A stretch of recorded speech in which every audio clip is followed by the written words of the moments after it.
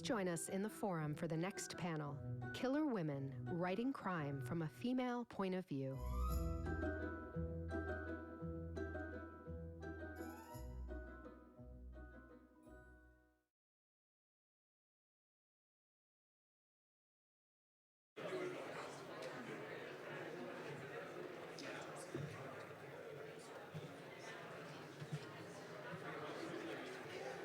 I went the wrong way.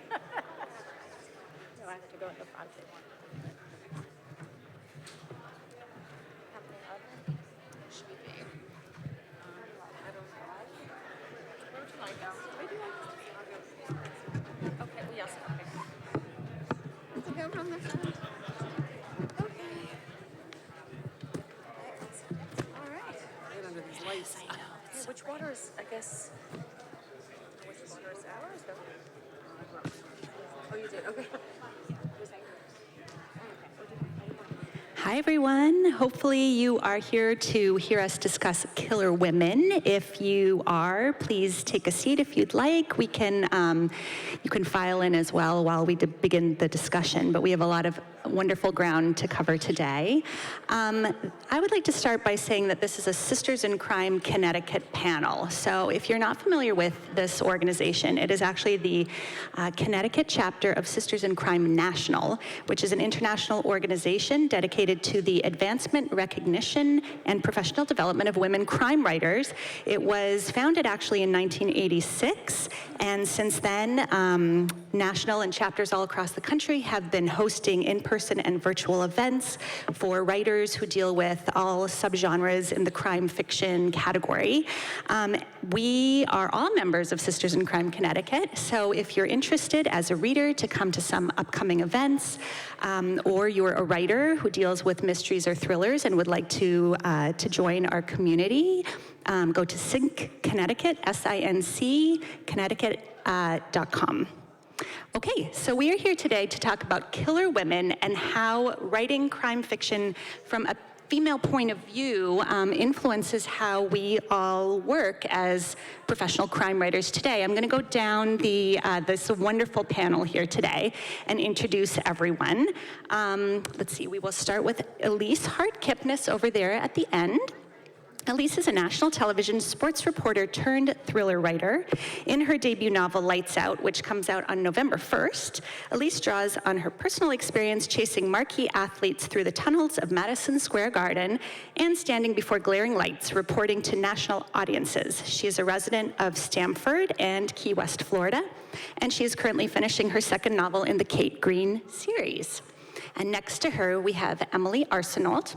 Emily is the author of several literary mysteries, including Broken Tea Glass, a New York Times notable crime book, In Search of the Rose Notes, a Wall Street Journal Best Crime Book of the Year, The Last Thing I Told You, What Strange Creatures, and her young adult suspense novels, which include The Leaf Reader and most recently, When All the Girls Are Sleeping. Emily lives in Shelburne Falls, Massachusetts.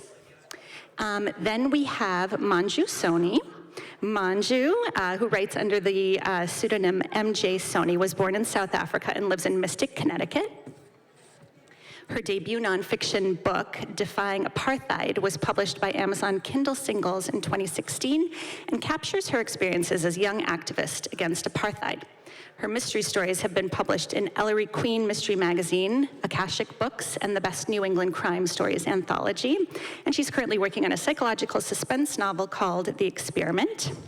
Then we have Wendy Walker. Wendy is the international best-selling author of psychological suspense. Her latest novels include Don't Look for Me, What Remains, and American Girl, which just published this last week. Her books have been published in over 23 foreign languages and have been optioned for film and television. Wendy is a graduate of Brown University and Georgetown Law School, and prior to writing, she worked as a lawyer, an investment banker, and trained for competitive figure skating.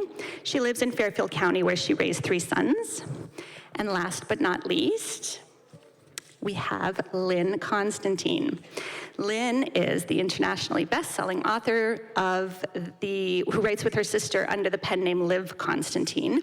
Their debut thriller, The Last Mrs. Parrish, was a Reese Witherspoon book club pick, and their books have sold over 1.5 million copies worldwide. They're available in 34 countries and in development for both television and film. Lynne has a master's degree from Johns Hopkins University. Okay, so yes, applause all around.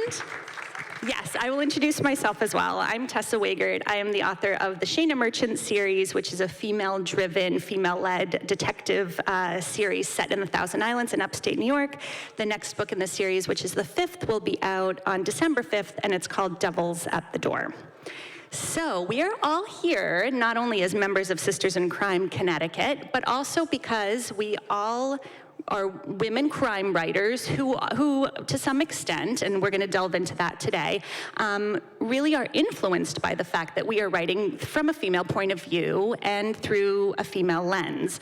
So I want to start off by asking whether you all think that there is a different kind of perspective that female crime writers bring to thriller and mystery writing.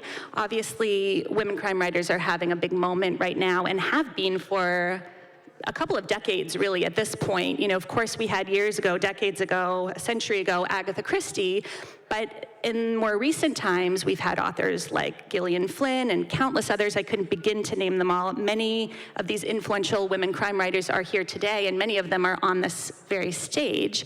But how much does the fact that we're female writers covering crime fiction stories really influence the way that we, really our approach to storytelling? Do you think that the way that we as women write crime fiction differs from the way maybe our male counterparts do?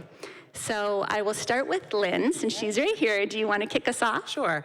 Well, I only know how to write as a woman, since that's what I am, but I do think that in the domestic suspense space, which is what I write, there is a bit of a difference that I see. I mean, I think men obviously can do it well, but it's been more women in this genre. And it's interesting, I just saw Meryl Streep actually talking about women thinking like men, and that women have sort of learned the language of men and internalized that. And she was saying, you have to actually dream about something before you can live it. And she said, and women do that. But men don't know how to talk like women. So I don't know, I think that there is a bit of a difference. These stories are more close. We're not talking about thrillers that are wider, but when you're talking about the domestic space, and a lot of times marriage thrillers and family, I think the women bring a different perspective to it as mothers, as wives, and not that a man can't embody that, but I think it may be a little bit more challenging because they're not experiencing the same things that we are. Yeah, I mean, it's. I think there are a few ways that it's impacted the whole genre. I think the first is when women really started diving in and writing outside of the boundaries of legal thriller, conspiracy thriller, or sort of an Agatha Christie whodunit. We started getting the psychological thrillers, the domestic thrillers, and so in that way, by women writing in the genre and sort of being given license maybe to write a thriller in a different way, it's exploded the genre. And now we are seeing men, also writing in those corridors that have been opened up. And second, yes, I think we bring a different perspective in all the things that Lynne said, but I will also add that there are many crimes where women are predominantly the victims of those crimes. Domestic abuse, sexual assault, not the only victims, but just statistically tend to be the victims of those crimes. And so as women growing up, just walking through our lives, we've always been acutely aware of those dangers. And so I think when we write about crime, we are bringing decades of sort of a lingering fear and an awareness that we are possible victims of those crimes. And I think it adds a little bit more nuance when we are writing about about the families of the victims and the victims themselves. Sometimes we're seeing now the victims having an entire point of view in these stories. And lastly, I think the explosion of female criminals. So women imagining being murderers, being the evil forces in the book. I think we're seeing a lot more of that. Manju, what are your thoughts? Yeah, I agree, absolutely. And I think women are able to, in some ways, dig deeper into the emotional aspects of a story, which I feel a lot of male authors kind of steer away from. But that brings a lot more depth to the story and a different perspective. An example is the story I'm working on has a very patriarchal father-in-law. And I think a woman's relationship with her father-in-law is very different to a man's relationship with his father-in-law. And that kind of invariably plays into the story. So it's just our experiences are different, and our ability to dig deep into the emotional aspects is definitely there. Mm-hmm. Emily? I agree with everything everyone has said here, but I think I'll offer just a little bit of a counterpoint in that I like to read really deeply, very darkly psychological fiction, kind of the darker, the better. And I like to think that when things are really that visceral, gender can sometimes fall away. I was thinking about, very recently I read the book, The Push by, I think it's Audreyne. Yes, and it's about generational trauma and what happens if you believe your child could do something really, really violent. And I thought she did an excellent job. And then I thought back to this book, Defending Jacob by William Landay, that really touched on very similar themes about a son, but from a father's perspective.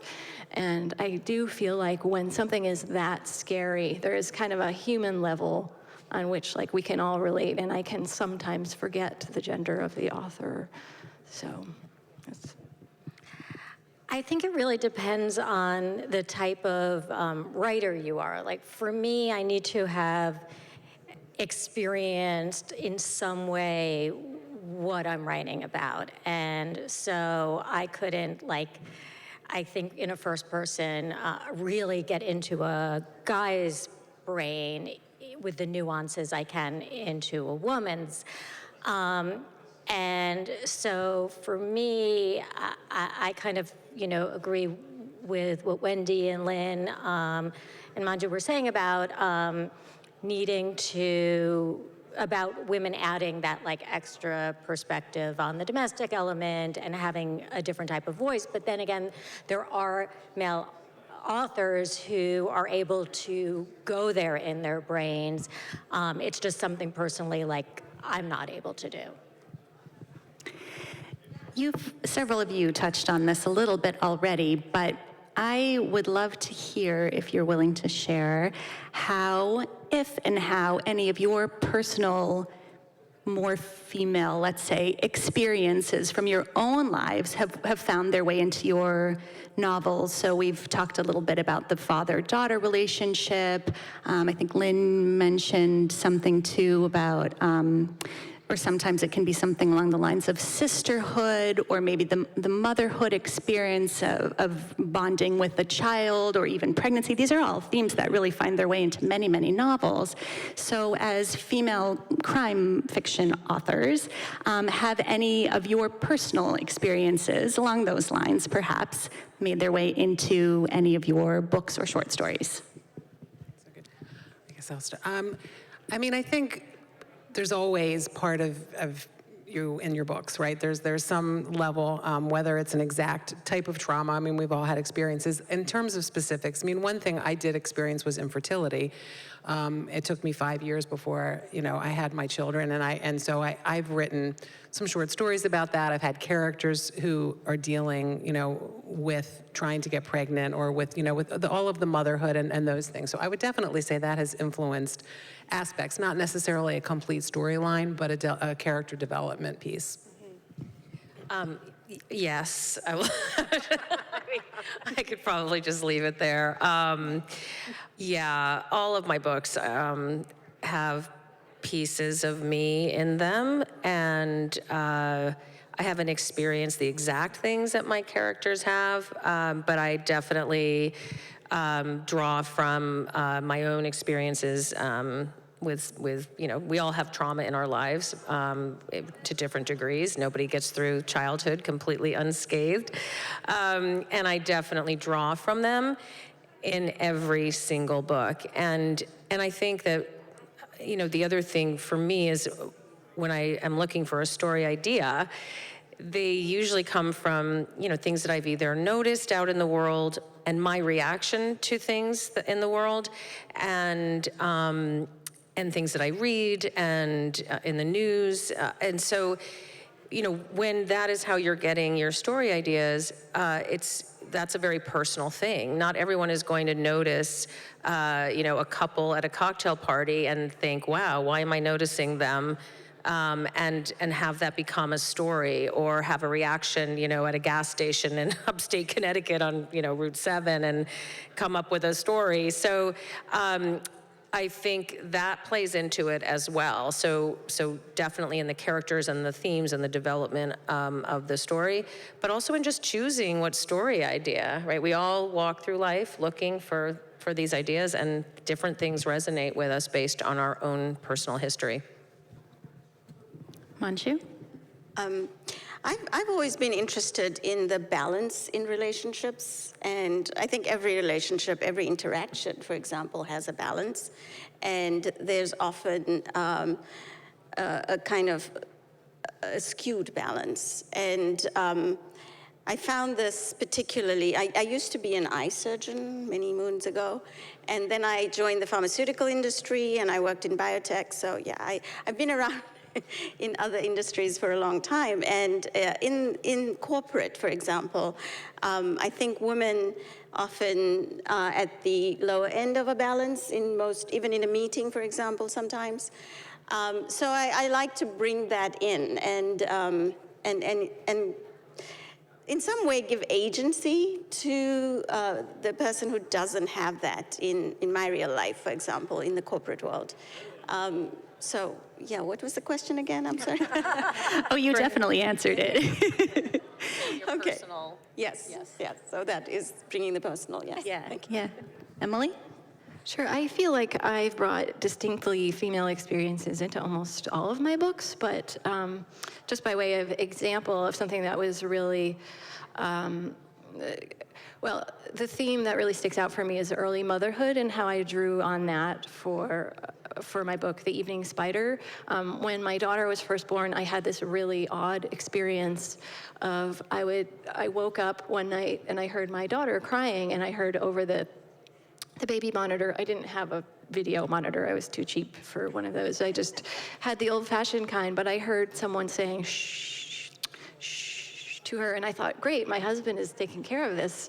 And then I kind of flipped over in the bed, and he was lying there. So it was like, who is there in the room with her? And I raced down the hall, and of course she's just there by herself. But this happened several times, and I live in a very old house, and I just developed this idea that our house must be haunted, or the baby somehow brought the ghost out, and it just to the point where I was sometimes afraid to go to sleep because I was afraid of waking up to that again because it was so terrifying. And I love to write about ghostly things. A lot of my books kind of touch on the supernatural, but that wasn't fun at all, and that was just really terrifying. So it took me several years to actually address that in a book, but once I was ready, when my daughter was about 3 years old, I started a book that way with a woman who has that very same experience, and I created a mystery around it. There actually is a mystery in this woman's house.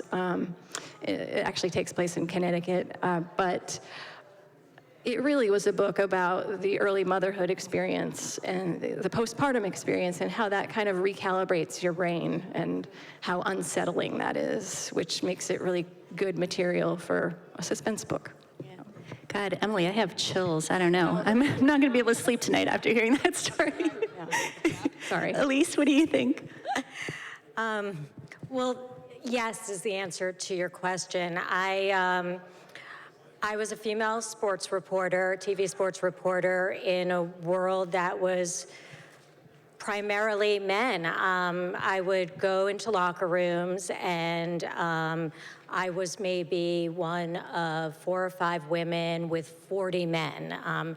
The token female at each of the major television networks was on camera. I was one of them. And that's very much part of my book. And even to such an extent with the women issues that I didn't even realize. Like, I was talking to my husband this morning about some of the things that might come up. Literally, my first page starts where my main character is called a bad mom by an NBA player, and her response to that is caught on camera and very visceral. And I think that was my unconscious wanting to lash out at all the times that I kept my mouth shut and just kind of took all the crap that kind of came my way, because at that point I just felt lucky to be in the world. This was a while ago. It's not this generation where women, I think, stand up for themselves a lot more, and you just kind of took it because you're like, wow, at least I'm here and I'm grateful. So I do think a lot of my unconscious is getting a lot of stuff out in my writing about that. Yeah, it sounds like we all use our writing to process past experiences and feelings that we have had. From a craft perspective, I know that we have all written female protagonists as well. Have any of you written a male protagonist or considered, obviously we all have male characters in our stories, and certainly there are many, many male crime writers who have written very compelling, authentic female leads as well. But for all of you, do you gravitate toward a female protagonist? And would you, if you haven't already, consider writing from a male point of view? Yes. So I also write, as you know, under LC, the initials Shaw, a Jack Logan series. And that book, The Network and the Silent Conspiracy, it started off where Taylor, there are 2 journalists, and Taylor was my main character. And Jack sort of took over and became the main protagonist. And, he's really one of my favorite characters, and I love him. And he just kind of appeared on the page and seemed to develop that way. And then for the books my sister and I write, they're primarily female protagonists, but we have actually had added male point of view. So in Stranger in the Mirror, you get a male perspective. And also in The Senator's Wife, our recent, you get the perspective of the senator. Now, I wouldn't call him necessarily the main character, but most of our books have multiple characters. We like to alternate. So yeah, that's been interesting. But I mean, it felt pretty natural, and I don't think we had, my only issue with the Jack Logan series, it's a much more traditional thriller. And so I have a nephew who was reading it, and he's like, you really have to punch these fight scenes up. Because my inclination would be like, they'd have like a paragraph, and that's all I would want to do. Is like, no. People want to read more than that, Yeah. The car chase has to be more than 1 page. And so that was a stretch, but I did it. I was going to ask if you have written from a male point of view, do you have male beta readers you specifically employ to look at the dialogue and make sure that it sounds like a guy? Wendy? So my first thriller, All Is Not Forgotten, is written entirely in first person, and it's a man writing it and telling the entire story. And I loved writing that book. I think to date, that's probably still my favorite book in terms of writing. Telling your other books.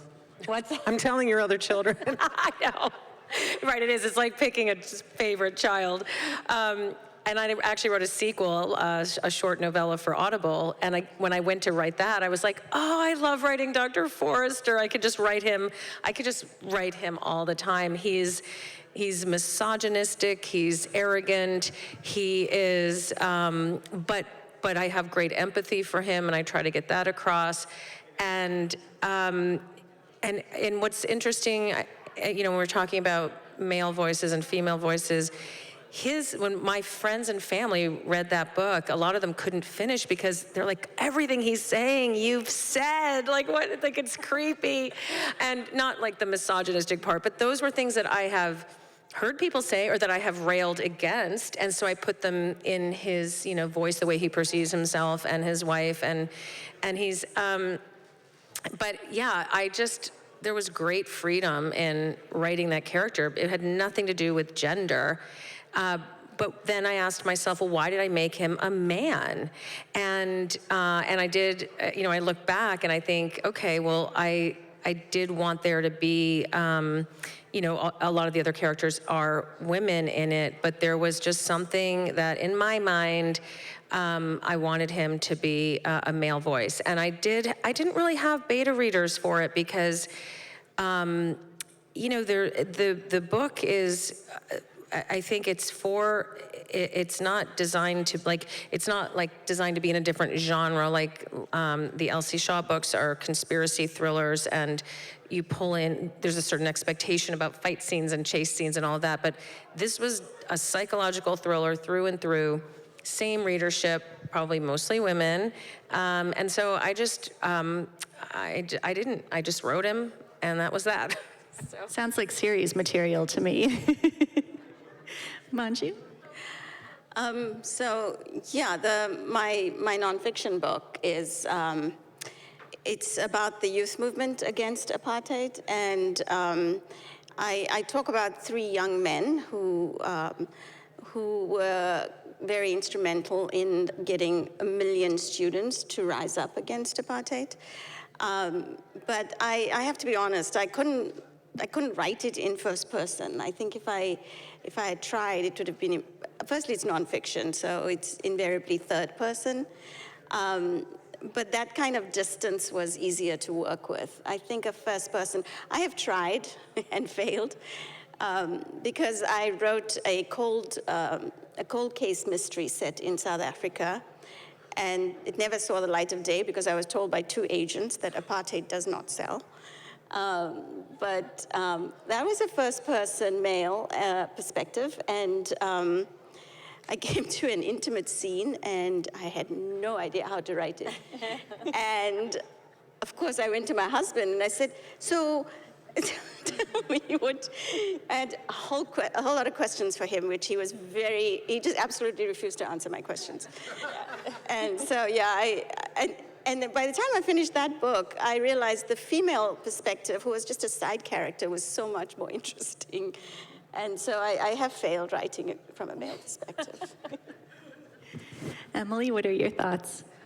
Most of my books are written from a female perspective, but the very first one that I had published was narrated by a male, and that was because it was a mystery that took place at a dictionary company, and my first job out of college was working at a dictionary company, and I decided that I wanted this character to be a person out of college working at a dictionary company who discovers this mystery.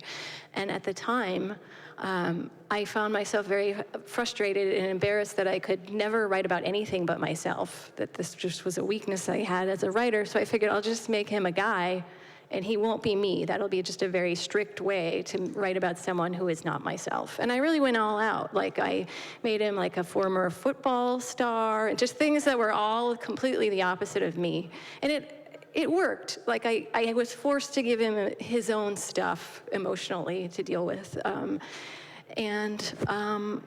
It was a challenge. I would often be, in the book wondering why I had made that decision, but I was too deep into it by that point. And the way I dealt with the challenges was just to try to be really aggressive about finding lots of different types of beta readers, male and female, and really asking them about those scenes where I really wasn't sure about his emotional reactions to things.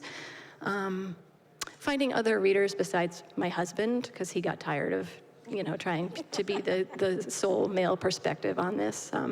But ever since then, I never take that decision lightly. I've only had one other book that was narrated half. There were two perspectives. There was a female narrator and a male narrator, and I went back and forth between them. But ever since then, it feels like a very big decision for me to try that again. So. This is my debut novel, so it's the first one, and it was, first person present. And then for the second book, that's the second in the series, I've tried to challenge myself just by writing some flashbacks in the past tense. So to me, like, that was, woohoo, trying, to do something different. So maybe in the future, I would try to write a point of view from a man, but there are two male characters in my book that I'm kind of obsessed with, and one of them especially that he might be my favorite character, the father. So, that's my little angle into that. What about you, Tessa, with yours? Yes, I've never published a book that has been written with a male narrator. I tend to gravitate more toward a female point of view so far, but I've certainly written many short stories from a male point of view. I don't know that I could commit to a full-length novel quite yet. I don't know, it sounds like a good personal challenge, though. So to switch gears a little bit here, we are days away from Halloween. We all, at this time of year, are exposed to the endless ads for costumes, and we all see the sexy nurse costume, the sexy Batman costume. Doesn't matter what it is, you can make it sexy somehow, apparently.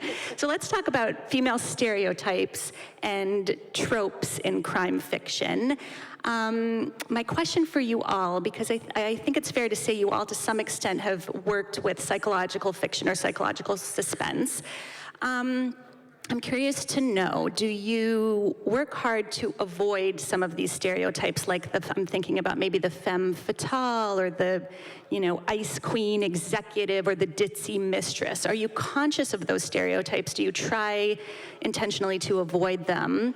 Or do you subvert expectations and use them to your advantage while you're plotting, knowing what your readers are expecting, and then kind of turning things on their head? Yes.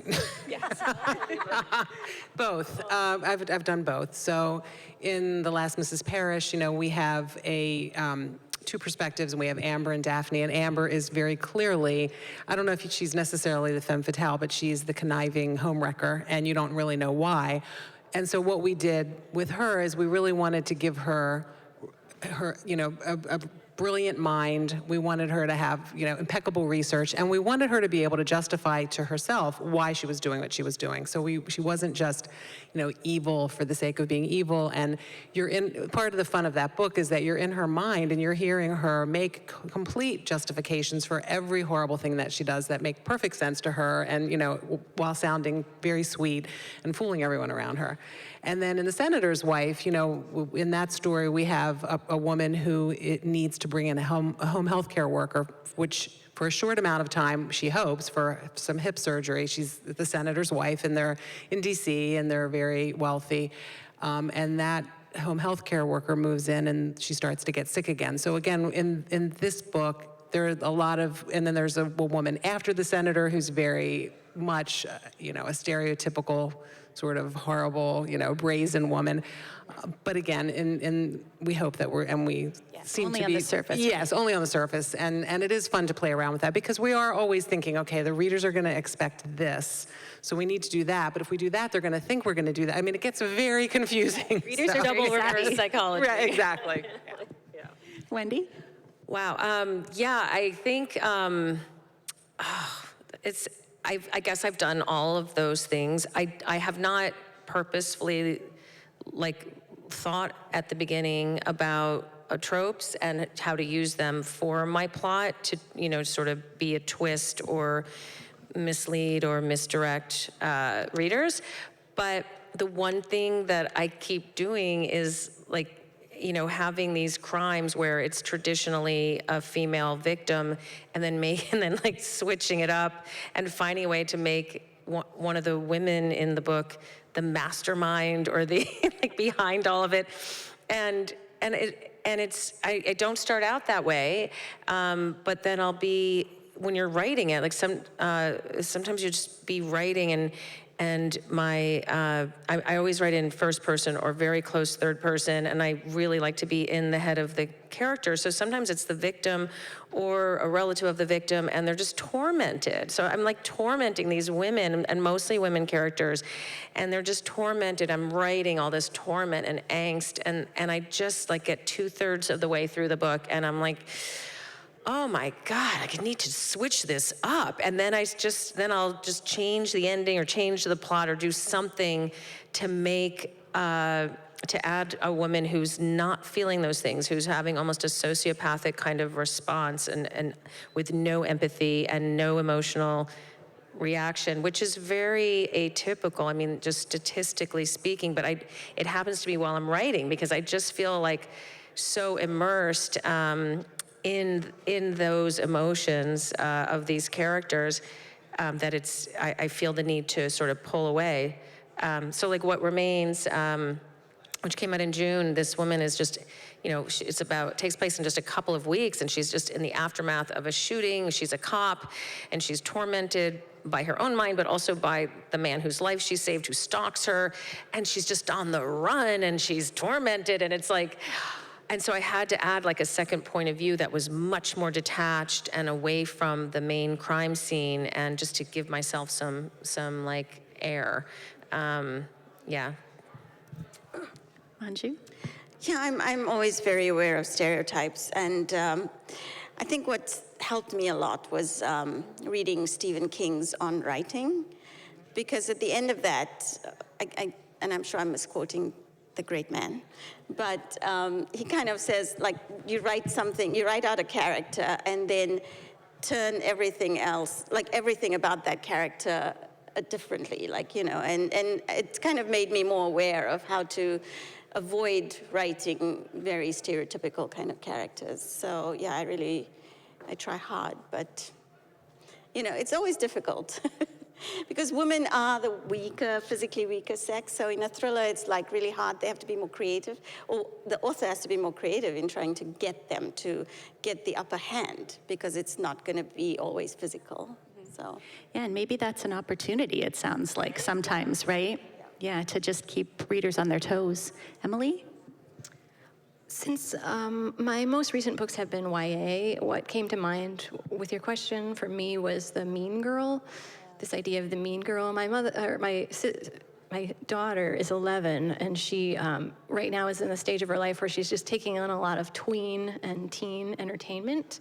And there always seems to be that mean girl that was even there in the 80s, just like who's blonde and rich and makes fun of other girls' outfits. And it always seems to be the same girl. And in fact, my daughter said to me once when she was watching something, like, I don't think there are actually people like that. Like, this is on all the shows. And you kind of want to say, well, wait till you get to high school, you might meet somebody like that. But my most recent YA definitely had a mean girl, and she had some of the stereotypical elements, but I tried to make her a little bit more nuanced. And as actually the mean girl dies, and as somebody is having to investigate her death, a former friend of hers, she has to kind of really look at who this person really was, and also this question of who gives the mean girl her power, and why do we give the mean girl her power, and are all of us maybe deep inside a little bit the mean girl, we're just better at hiding it.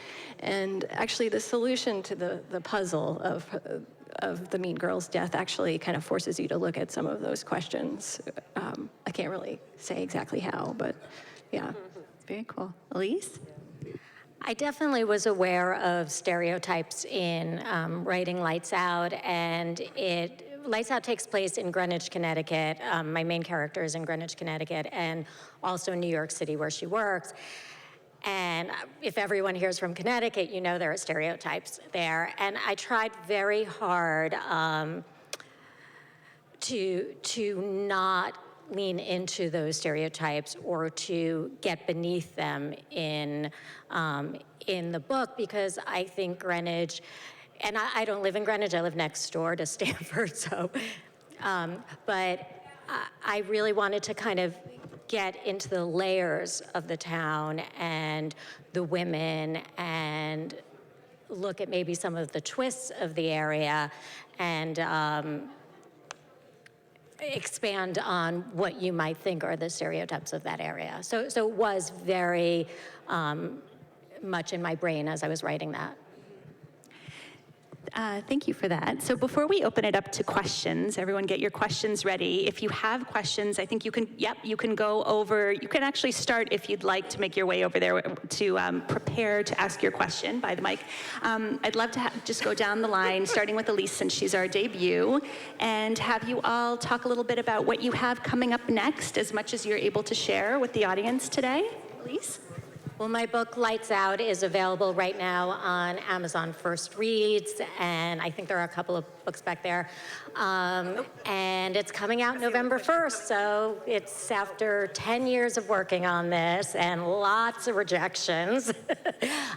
It's here, and I'm just turned in the developmental edits for book 2, which is called Dangerous Play, and I'm really excited about that one because it goes into kind of the backstory of my main character, who besides being a sports reporter is also a gold medal soccer player. So she's way cooler than me. I'm a soccer mom. She's a gold medal soccer player. So yeah.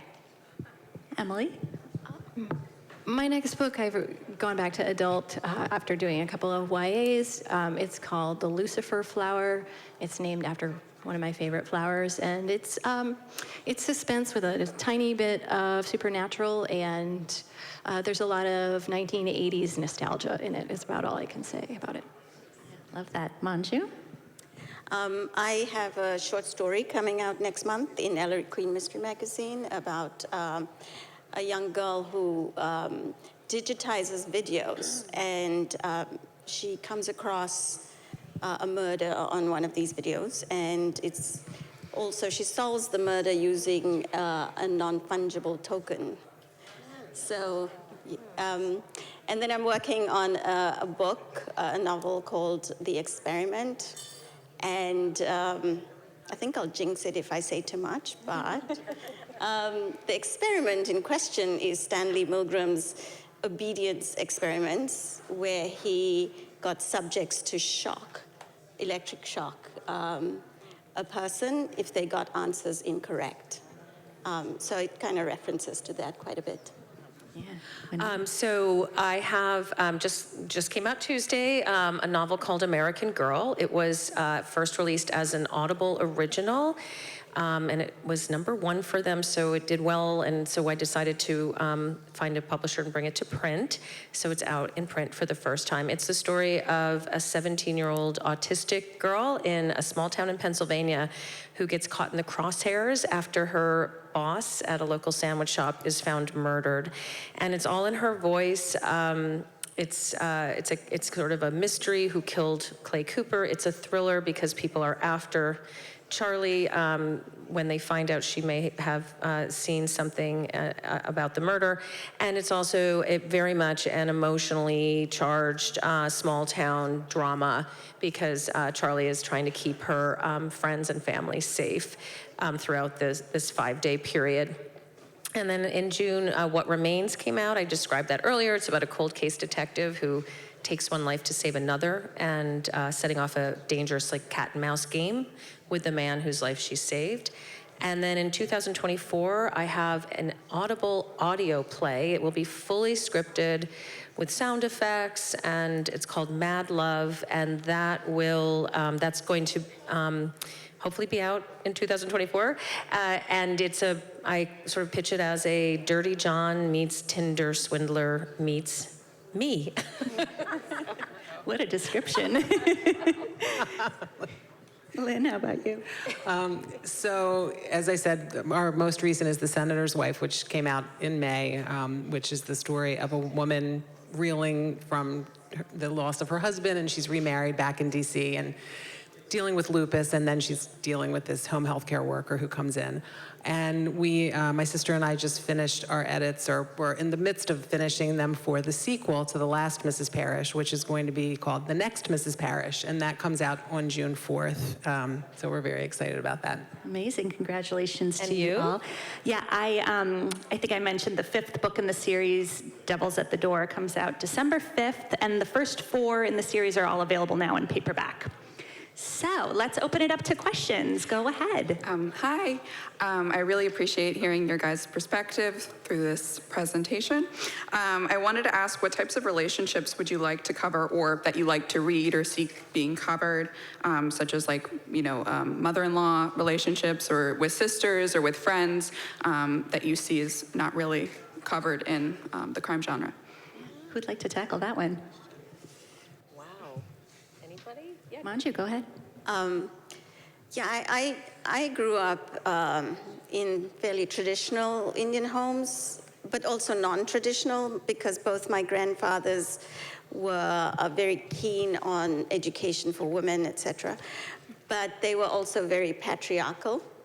And so I really like exploring which I don't see often, the father-in-law, daughter-in-law relationship. And I feel like that's, it's a different dynamic altogether.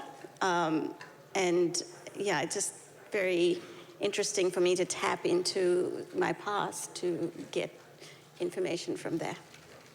Yeah, I'll just add one maybe less common relationship, at least when it comes to crime fiction, is that I have explored the relationship between a woman and her aunt quite deeply in my series.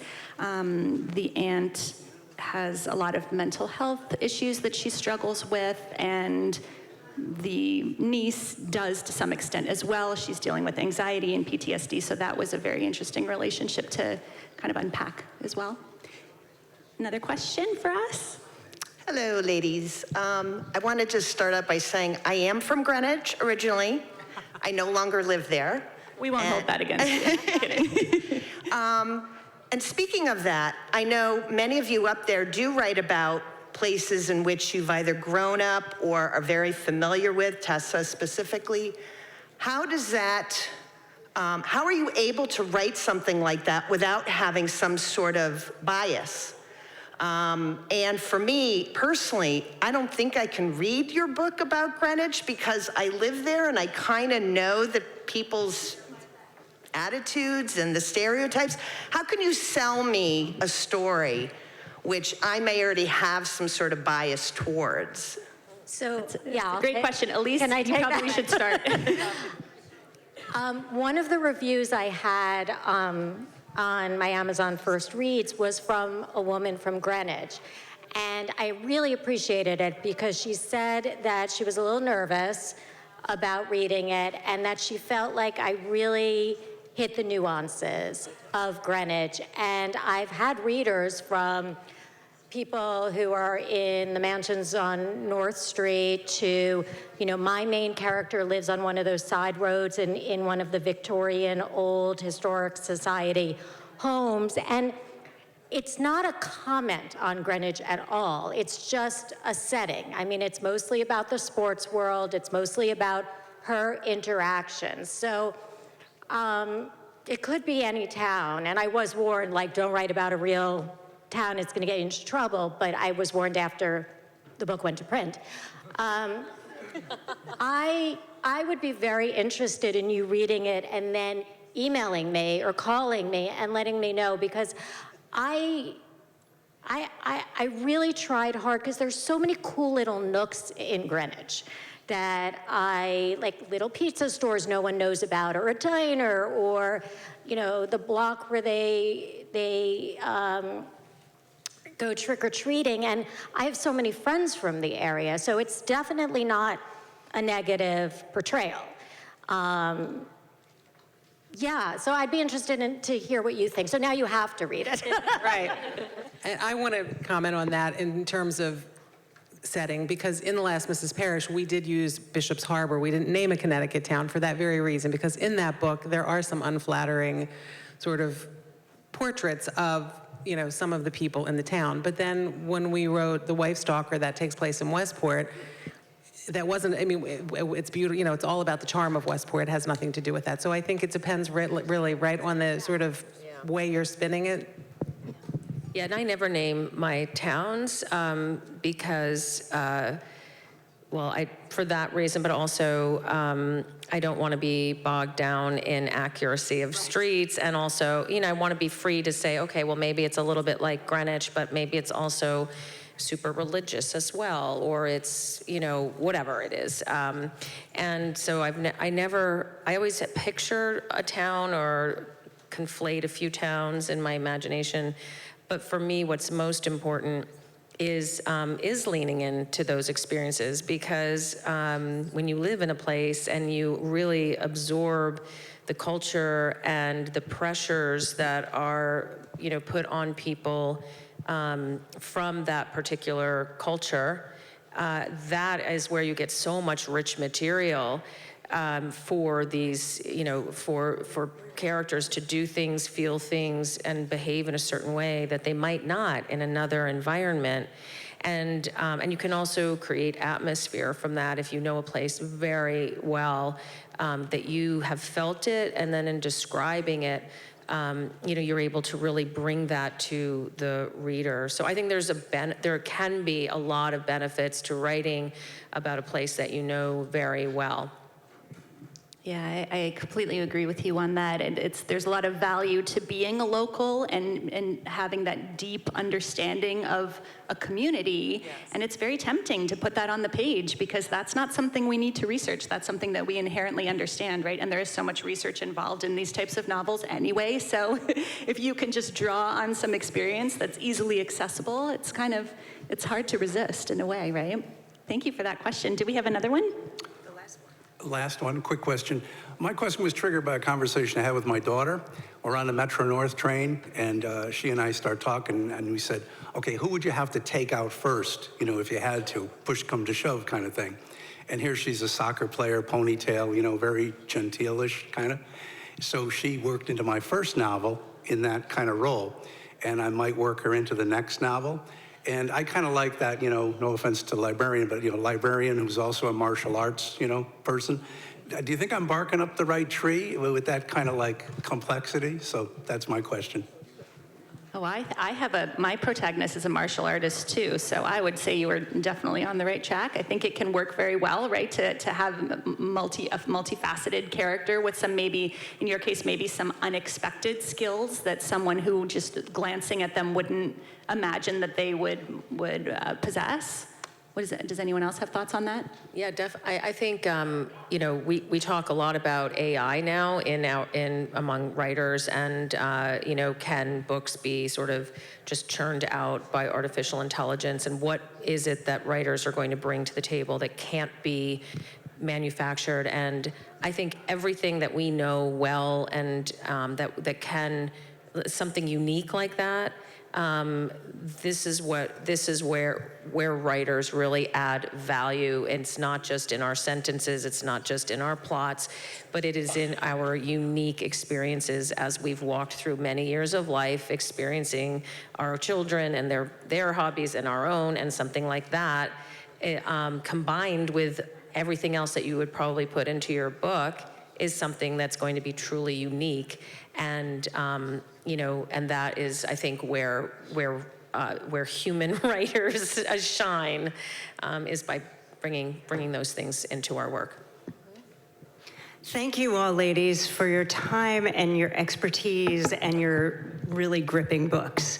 And thank you all for coming out to StoryFest today. We have copies of all of their books in the Kamansky room for sale, along with signed Neil Gaiman books.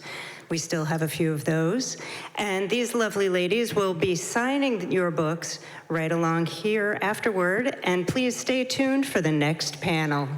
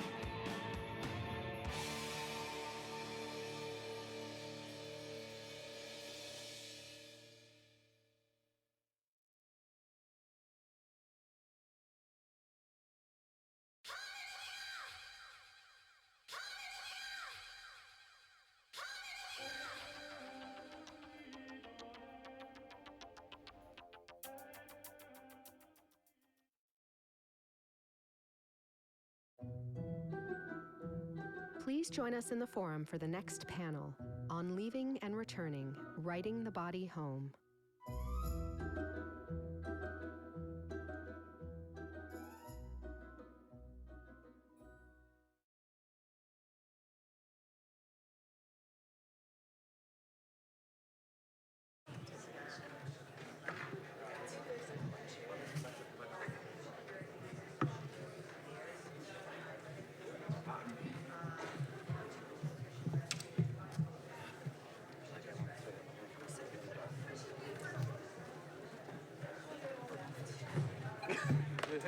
So my daughter will come back. Okay. And I've got two of my besties in the audience. Where are they?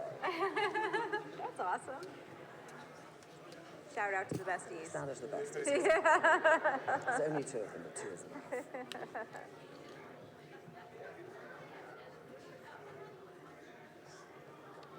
Right, if we're interesting enough, we might tempt people in from the back rooms.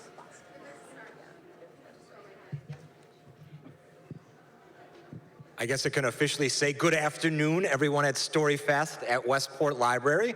I'm Brian Ripley Crandall. I direct the Connecticut Writing Project at Fairfield University, and I'm associate professor who works with K-12 teachers and children.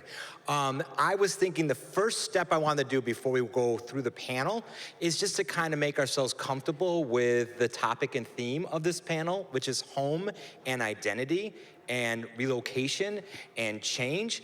And I thought it'd be really cool if everybody just turns and talks. We make it noisy in here for a second. Introduce yourself to your neighbor. Where are you from? But more importantly, how did that location influence who you are individually, right? So turn and talk to somebody, introduce where you're from, and how do you think that location changed who you are individually? Right? And you're Totally right. Yeah. Right? Like break up the pairs, do group work. I used to teach at Boston College. He's a pro, too. Oh, my gosh. This is not a graded assignment. It's just 2 minutes. That's good. I always want to pull everybody. Come on up front. We're going to dance. All right.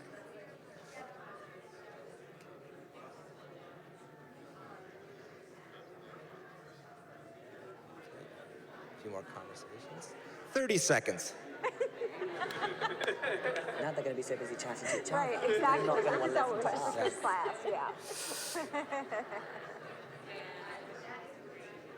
All right, and trail off. All right, we're going to turn it up to the panelists up here. Welcome, welcome, welcome once again. In my own, I guess, reformation as Brian Ripley Crandall from Syracuse to Louisville, back to Syracuse to Connecticut, with some stomps over in London and Denmark. So that's kind of fun too. All right, panelists, why not introduce yourself? We'll start out there. Your definition of home and the influences your original home has on you today. Not a lot, big question, but just a briefing, and then I'm gonna go in a little bit further. So we're gonna start to my right with Mitzi, the golden poet who is on our panel today. All right, so home for me right now is here now, being able to be still in the present moment, be aware of my body, my surroundings, other people. Home where I came from, Jamaica, West Indies, that influenced me to be where I am now because there were some points in my life when I wasn't able to be still and, just too many thoughts of what people think and things like that, or lessons learned in society of judging myself and others. It was hard to just be present and be here now, and so I had to unlearn all that stuff. And what helped me was remembering myself rolling down hills in Jamaica, catching butterflies, walking barefoot in the stream, laying on my back, looking up at the sky, making shapes out of the clouds, and just to be still. And so that's what home is for me now. And yeah. Namrata.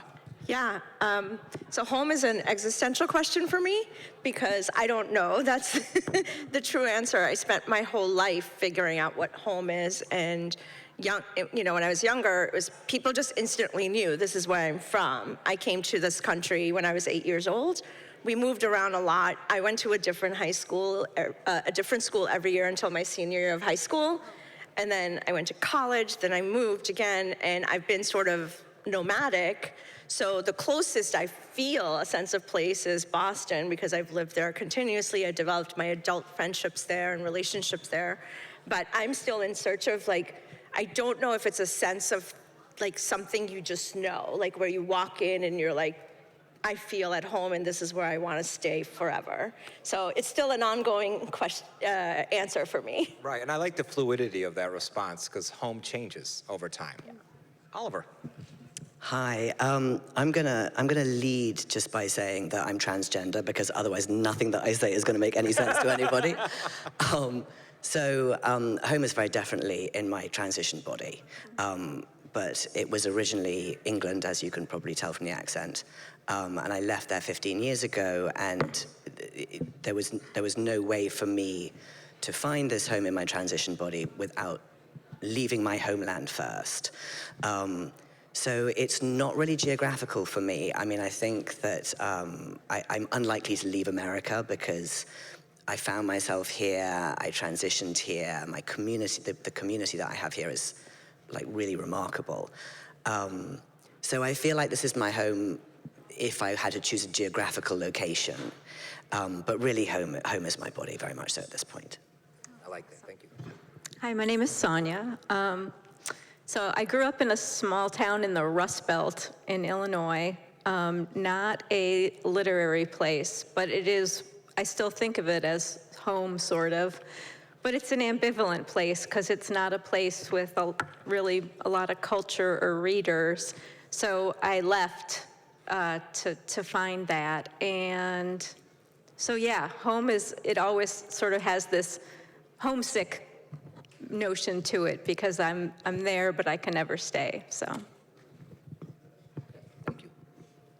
Cool. My name is Sadiq, and home for me it's a combination of, it's abstract and also like the physical place. DNA-wise, my parents were both born in Sierra Leone, West Africa, so I am Sierra Leonean in my DNA. I was born in Houston, Texas. I grew up in Boston, Massachusetts, all the way until I was 18, and then I left for school in New York City, and I've been living in New York City ever since. And so all of those places feel like home. Most ironically, the place that least feel like home was the place that I was born, Houston, Texas, because I was only there 12 months and then moved, so. Yeah, all of those places are home for me. Right, and one of the things that I found in common amongst all of your bodies of work are these stories of transition, these stories of relocation, these stories of change of what our definition of home is. And I was thinking, I was recently working with actor Garrett Duaney. He's also a model and an activist, a UNHCR activist, and he was relocated from Sudan, southern Sudan, because of the war there. And as he relocated to Des Moines, Iowa, he started having lots of identity restructuring and crises, right? But now he's a novelist as well, and they're turning that book into a movie. And it made me think a little bit, Namrata, about your writing of the diaspora, and what does that mean for an individual like you in America trying to figure out these cross-boundaried identities. And so if you could talk about that a little bit through the lens of Candid Life of Mina Dave and offer some insight about From the Scent of Garden, that would be wonderful. Yeah. Big question. I was going to say, I could do a 2.5-hour lecture on this, or just read my books, but when you're straddling two cultures, and two cultures that are diametrically opposite, at least when I was growing up, East and West were less fluid than they are now, right? So you had to code switch all the time, and in the West, you're sort of trying to embody what America is. Like, I hate turkey, but like at Thanksgiving, you feel the need to eat turkey, right? But in my house, it was a very Eastern household, right? So we ate Gujarati every day of the week, cooked, cleaned. I took on the traditional role of an Gujarati Indian woman, right? I was trained to be a dutiful housewife. No one got the benefit of that. I take care of myself very well. But you have these juxtapositions that you struggle with, and that's what I wanted to write about. And diaspora, like one of the definitions is that the generation that came before you brings that culture into the new world, but from their lens of that. So like India has evolved well past my parents' notion of India, right? So there was a conservativeness. So even in diaspora, like you don't feel firmly rooted in anything because your culture is dynamic, your identity is dynamic, and I wanted to explore what that means for the choices you make, right? So you can choose to just stay put in one frame and go with the traditions and the norms of that culture. You can choose to completely disassociate from that and say, you know, my college fake ID was a blonde photo and a woman named Heather. Like, it just happened. So like you can choose that, or you can find a way that comes with age and lived experience. You know, my heroines try to find a way to be like, what does it mean for me and my identity that is like a amalgamation of the things I've pulled from the different places. So that's, I don't know if that like got to the root of your question, but to me, I just wanted to talk about, my books explore that tension of choices that you constantly have, and you don't necessarily have the traditional idea of what family is or home is. And one of the things that I think you said that is resonated with me is that one's family's identity to place changes over time too, because place doesn't sit still. And so their definition of a culture may not be the culture that's being defined there today. Fascinating. When I was doing research with several African-born male refugees in and out of school in upstate New York, I came across a British scholar named Stephen Verdovec. And Stephen Verdovec said, the world and the globe needs to embrace for super diversity, because super diversity is the future of all cultures. As a result of colonialism and imperialism, we are now blending our spaces. And I think the beauty of this particular panel is demonstrated here today. But I also love the idea that there's super diversity within the local, which I think Sonia Huber accomplishes in Love and Industry, a Midwestern cookbook. And so I was wondering if you could talk a little bit about how did you come to these essays, and what were you trying to accomplish, and was there a tension within your own Southern Connecticut identity as you were thinking about being a Midwest girl?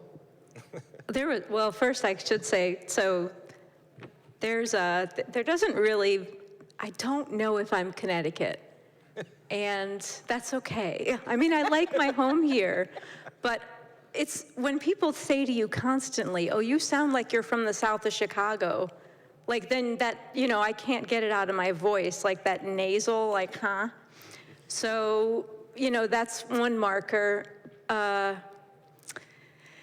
And so I wrote the essays in the essay collection over 20 years, but weirdly enough, I never thought that I would write a book of Midwestern essays.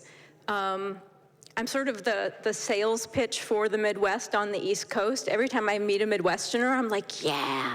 I don't know why, other than that we're very nice people. But so I didn't see that I really had anything as a whole to say about the Midwest, because it's sort of invisible, as your own background often is. And I mean, I think I have tried to find little pockets that feel like the Midwest to me. Bridgeport, Connecticut is one of those places. I recently, or not recently, geez, over the past 10 years, I've been doing this weird project of walking the boundary between Bridgeport and Fairfield and just writing about it. And in all those walks, like folks that I would run into in Bridgeport would always just be, you know, the friendliest, nicest people, the people that just say hi as you're walking down the street. That's what I remember from the Midwest. I'm also that person in other parts of Connecticut that's like aggressively like, hey, how you doing, to strangers. So so there's also a lot about the Rust Belt visually that also is evoked by Bridgeport. So I guess, and the last essay, yeah, you're totally right, Brian, and I was totally wrong, because the last essay in the collection is about sort of seeing my home and sort of, the remains of industry near where I live in Bridgeport, and really just thinking that that's beautiful because it holds kind of the history of working people and the visual remains of that era. So yeah, I guess, I guess I am representing the Midwest here in Connecticut.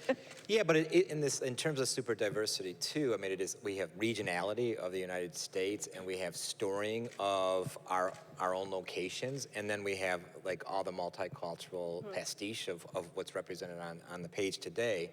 What I think is also fascinating is how just one space or one tenant or one occupation can have multiple stories. So I'm curious, Sadiq, because you wrote about a single place in Harlem, right? What was the origin of that? Like one location, several stories, and what's the history of that? Thank you for that question. I would say the history of that, it started with a fascination with voice, dialect, and slang. The regionalism of American language, how people talk in conversation. The shorthand, the verb, the personality that's depicted in the everyday conversation. And I find myself really, really inspired by works like, Color Purple, Alice Walker, Push by Sapphire, which everybody knows is Precious now because of the movie. And, authors like Tony K. Bambara, Junot Diaz, Sherman Alexie, and people always like to think like, oh, if we're talking slang or voice, it's authors of color, but the American, voice canon, it goes back to independence. It's Ring Lardner, it's even Walt Whitman at times.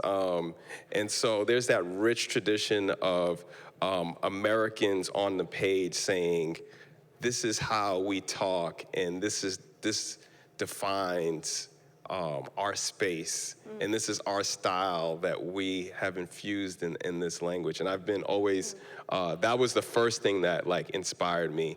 And then it was like, all right, how can we make this publishable? and these days, right now, it's like, I think the trend is, especially with short stories, it's like linked collections. It's like things that are taking place in the same place. I was talking to another agent at a function, and she was like, I represent a short story writer, but when she's on the plane, she loves novels. She wants to read something that she can get lost into. So even as a short story writer, I'm guilty of that, long form, what are the overlying themes? So I said, what started as separate stories focused on voice turned into how can we make this more unified? And for me, there was no better symbol than the American apartment building. Right. So that's the jumping off point. Right, that was wonderful, and I was actually thinking about how much I appreciate the short story genre. As a K-12 educator, we need more short story writers out there. So I want to talk to you after this little panel, because I have some ideas. No. So I'm going to move back to Oliver, and I'm going to stray from the question I originally had, because you came right out and said home is within.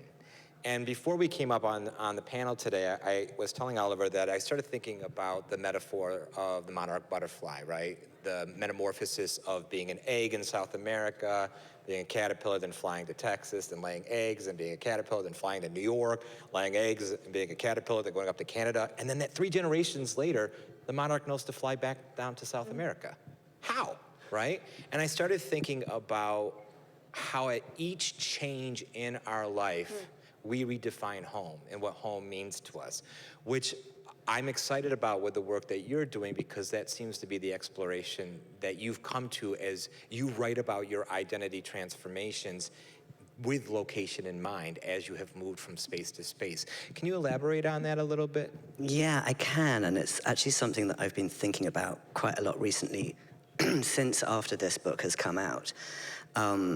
because I've written 2 books, one which has just been published and one which is being published next summer. And the first one is really about trans as a bodily experience, and the second one is a memoir. And since finishing those, it's given me a chance to move away and have a greater perspective about where I come from and how I exist now, and how that has so dramatically changed who I am, not just because of the transition itself. So the people that I come from are the bad guys, right? I come from an upper-class English family, and my ancestors were the colonialists and the people who occupied other people's countries, and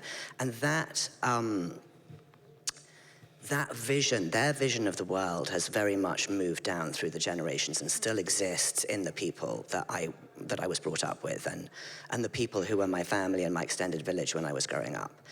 And that, I could only see myself through their eyes when I was living in England. I couldn't see myself, because the problem with being trans before you understand that you're trans or before you've transitioned is, you are completely deceived by your own body and by how everybody else perceives you, because, the doctor says you're a woman, and your parents say you're a woman, and your friends say you're a woman, and there's nobody who says you're not a woman apart from this little voice in your own head, which you tend not to listen to because it's kind of on its own.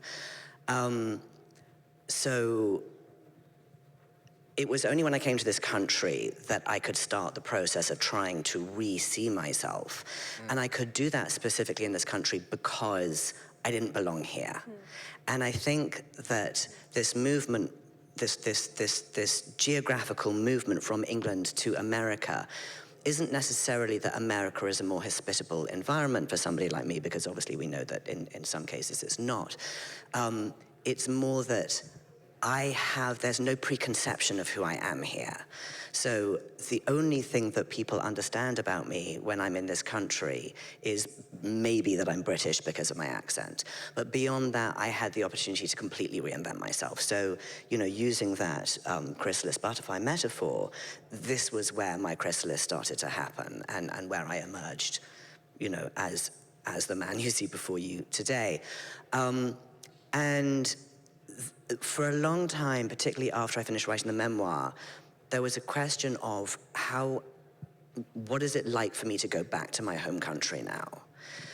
When I go back there, will I discover that actually this idea I have in my mind that I cannot be myself in that country is really just in my mind, and in practical terms, if I go back, I'll discover that it's much more accepting than I thought it was, that, the fear of fear is greater than the fear itself. And I think that is true of the generations coming in below me. So my nieces and nephews and their friends and that new generation of queer people and queer allies get it, but my parents' generation, no, they're just still, they cannot. My parents have been so supportive, and they've tried so hard to talk to their friends. And I actually gave my mother permission, 5 years after I started transition, I said to my mother, okay, you just need to stop trying now. Because it's breaking her heart, and it's breaking my heart, seeing her heart being broken. But they cannot see outside of this perspective that they have, because this perspective is generations old. Right. But I don't feel adrift, I don't feel homeless, I don't feel disembodied, because I have the experience now that I never had before, which is when something distresses me or upsets me, I can come home into my own body and find peace there. And before I transitioned, I never had that. So before I transitioned, when things upset me, which they did all the time because I was a closeted trans person, I had nowhere to go with that. So there was no place to find comfort. Whereas now that I've transitioned, I've discovered if something upsets me, all I gotta do is sit down and breathe for a little bit, and I can find comfort in this body, and that's really a remarkable gift. Yeah, I appreciate that. Last night, I had the pleasure of eating with Mitzi, my new friend next to me, who's also a poet.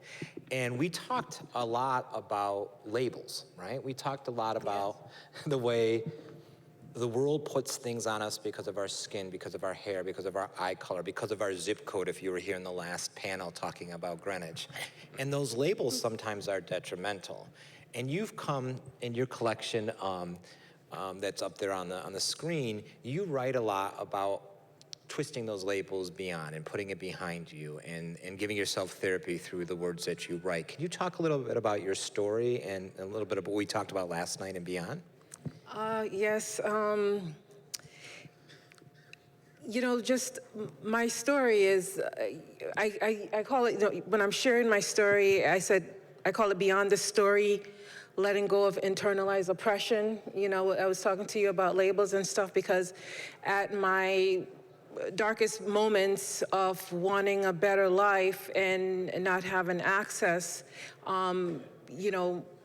the oppression that I internalized for myself and telling someone my story told me that I'm depressed and use mental illness towards me. And so, realizing that and just I had no clue or no idea about what they're talking about, but I was so desperate to live a better life, meaning for me to have a nice home with a white picket fence and a Mercedes-Benz. And this is just something that I came to America and watched on television and saw that this is, and I was learning that. I was unconsciously learning that. I was also consciously learning it from people that you need to have a home. I remember 11th grade teacher told me, make some money and get out of Bridgeport, so these ideas just kept that this is what I should do. So I then had my children, come to a private school, Greensforms Academy in Westport, and they're going to a really great school. And then I started seeing a lot of wealth, money, nice cars, nice homes, and I really wanted it, for my kids. I wanted the white picket fence, and that's, a nice place that my kids' friends could come over for play dates and stuff like that. But I didn't have that, and so I went to ask for help because I didn't want to be crying all the time or be sad or having desires for this thing, that I had came to learn that this is the way this is what you should have, this is the American dream. And I had no idea of redlining and Jim Crow laws and all those kind of things. I didn't know about those things. So therefore, this is why I call it letting go of internalized oppression, because it's an oppressive system. Even right now, the World Health Organization and the United Nations has asked for change in psychiatric labeling and mental health services. They say it's an oppressive system because people have been abused and traumatized, and so they reach out and ask for help, and someone gives them a label and drugs and say, this is it for the rest of your life. And it's so unfair, it's oppressive, and it needs to be changed because people could change. And like I said, for me, just remembering who I am. Remember, I came from Jamaica, and I'm this little girl that was rolling down hills and catching butterflies. I went from changing my name to all different kinds of names, Corrine Ann Taylor, because I love Ann Taylor. I love the way the suits dress and the way people dress nicely. And that's what I'm supposed to be and look like, from wearing bows in the back of my hair, just observing. And so that's kind of what the title of my book is, Top of the Zinc Roof, Poems Observed from Behind the Veil with a Glimpse of the Light, because I believe that we're souls having this human experience. And I also believe like the spirit is also there, and it could be broken, and I feel and I see it, and I know, and I could even pinpoint the exact moment that my spirit just completely broke and left my body. My mother was just like completely beating me at another time with an electric cord. She's beating me with the electric cord and just the same kind of wire kind of stuff. And I decided that I wasn't going to let her see me cry anymore. And so as she was beating me, I stopped and started watching her. And so it's like I'm watching the whole scene from outside of my body, and I'm watching her beating me, and I'm observing it, and I'm saying, oh my God, she just wants to see me cry. I said, you know what, she's never gonna stop hitting you. So just give her a little bit. And so I said, please, mommy. And she stopped. And I said, see, and I saw the power, and I had that power within myself. But I think it took me a very long time to be able to return back and just completely embrace mind, body, and spirit, because just different life experience happened. My sister died. That I didn't understand death, the shame that caused. And so for me, the veil is like shame. It's like shame of all the abuse, the sexual, physical, emotional abuse, the abandonment, the poor education, and all those things.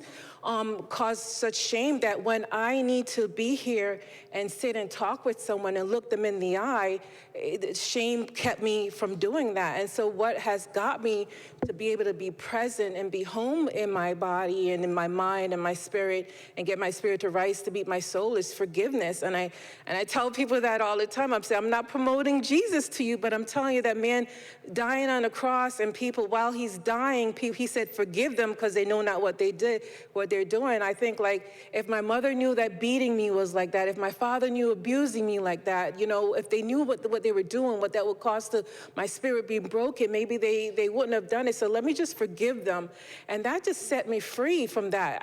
All of the stories that I sat and I told a therapist over and over again and hold on to all the emotional pain of it, I was able to also started to remember the joy, even holding my dad's hand as a little kid, and remember the confidence that I had in my being of holding my dad's hand as a little 6-7-year-old girl. And that confidence and all of that is within myself. And so that's how I return home, and just to be, and to be able to understand that home is to be here now and connection. And I love what Ram Dass says, like, we're all walking each other home. And and so, yeah, so that's kind of where I am. And I'm telling you, the whole thing of looking for a home, I lived in, at one point, I think I might have lived in 20 different places or apartments and all this, and all those different things, and just looking for it to be fixed up nice this time, and spending a lot of money and fixing it up. Bed Bath & Beyond got a lot of money from me, and you know, and you thought, and you know, God is is such a great God that this is what He showed me. I'm able to live right now. To say I never got a big fancy house, but I'm able to live in a really great apartment with rooftop pools and all those different things.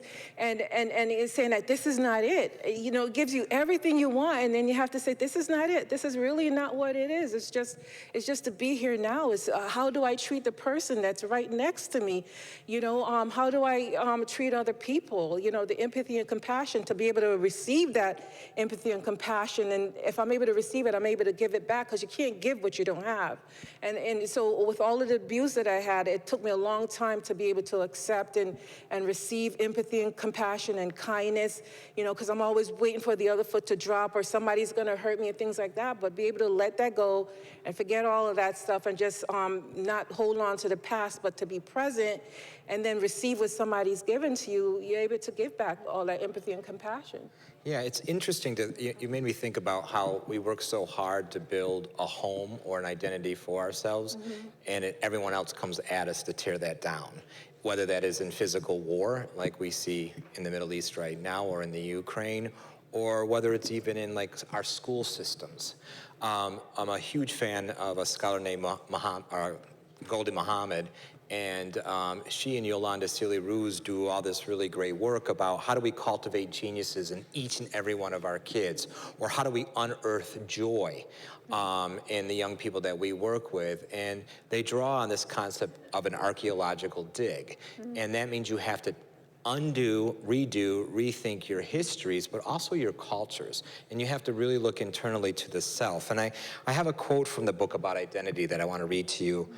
She writes, "Identity is composed of notions of who we are, who others say we are, in both positive and negative ways, and whom we desire to be.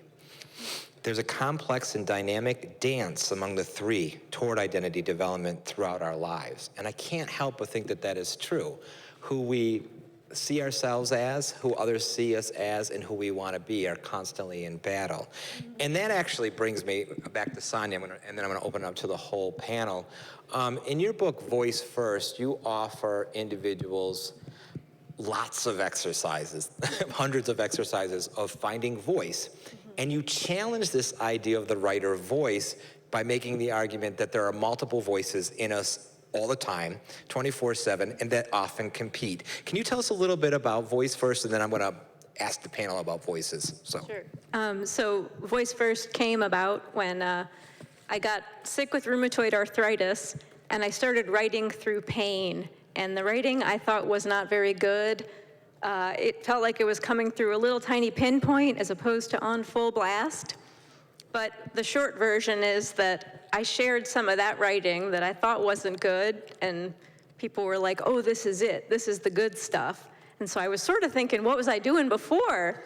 But that kind of, I named that voice Pain Woman, and then started thinking about, well, what other crayons do I have in the box? What else can I work with? And so that, and reading about multivocality and what it means to excavate all the different voices that we have from our past and sort of the present people we are in different situations. I just started, having these experiments with other writers, trying these out, asking people if they could write in the voice of their intestines or their spleen, and weird things happen, and I like weird things, so I kept going. Yeah, and I use that a lot in my institutes for teachers and with students to figure out what are the voices that you find in a single day. And any of us who drive on I-95, we have the I-95 voice. Being from upstate New York, I used to always be like, why are people from downstate, like, why are their voices so rogue and so like, "Rrr?" And then I moved here and got stuck in traffic, and now I feel like I understand it completely. But let me put it to the panel. Like, what are the major voices that have influenced your writing today and that are maybe you battle with, but that you also accept? You want to start with this one, Mitzi? Wow, major voices that influence. The voices that you hear. Wow, I'll always have to go back to my grandma. She was so strong and so powerful. The way she worked hard and she worked out on the field and, cutting down like a banana stalk and putting it on her back and dropping it to the ground. And she took me out to the field and stuff like that, and just watching her. And then looking back, I could see that she didn't know how to read because she recited it's the same Bible verses that she sung or recited every night, even though she had the Bible open and under her pillow all the time. And so that it influenced me, that even when I got the opportunity to speak, I remember one time somebody said, oh my God, your poem just vibrated through the building when you were speaking it. And I was just like, I feel like this is my grandma just right there. That's how she spoke, that's how she made me feel. And I just being able to get back and understand and being able to be still, I get to know that it's the little things. It's the little things that matter, just doing the little things. Wanting that big thing and not doing the little things every day, just washing the dishes, spreading the bed, cleaning, connecting with somebody. It's just a powerful thing because it keeps you present. It keeps you in the present moment. And so my granddaughter turned 19 yesterday. She asked me like, Mumsy, would you change anything about your life, different parents or anything? I'm like, no, absolutely not. Absolutely not. I want the same life. I feel like my soul designed this life for me to come here and be here, for me to wake up and be here in this present moment, because like this moment, everything is beautiful. Even when the horrible things are happening, it's still beauty in the world I like at all that times. voice. I'm going to have to steal that voice. Crandall, bring on the Mitzi voice of optimism. Namrata, what about you? Yeah, I have an interesting, so for me, voice is your relationship, right? So whether it's a reader or the writer, it's the relationship between you and whoever's consuming your work, and how do you want to convey that? I'm challenged by voice a lot because I grew up American Lit, right? In which I didn't exist in that network of stories. And then my generation, so I did a lot of work in grad school around like what you've heard 1.5 generation or whatever. My generation, we started with assimilation, and now the generation after is like, take back our culture. And so we got completely lost, right? So the voice that I try to more like show is these people that didn't exist. So they don't exist in literature, they don't exist in contemporary fiction. It's this straddling of duality that, Gen X, for lack of a better framing, deals with in terms of you have a very specific journey towards now. Like, we didn't have the internet, and now we don't know how to live without the internet. And the amount of change this generation processed externally, as well as internally, from going from a very oppressive society to a little bit more tolerant, or we have a long way to go, but you know what I mean? This panel wouldn't exist when I was in college, in a sense. Exactly. So the voice is really like, who am I representing? Because for me, representation matters, because I just didn't have that, and I'm no Jampalahari, right? So like, it is a different sort of voice, which was the immigrant experience, wasn't the duality experience. So. Love that response. Oliver. I'm gonna I'm gonna say the person who taught me about voice was somebody that Sidek mentioned, which is Junot Diaz. And when I first started writing my memoir, I was too afraid to speak in my own voice, and my early readers were saying, I can't hear you in it. And I didn't understand what they were saying. I didn't understand what I was doing wrong. And then I started reading Diaz, and I was like, oh, this is what it means to speak in your own voice.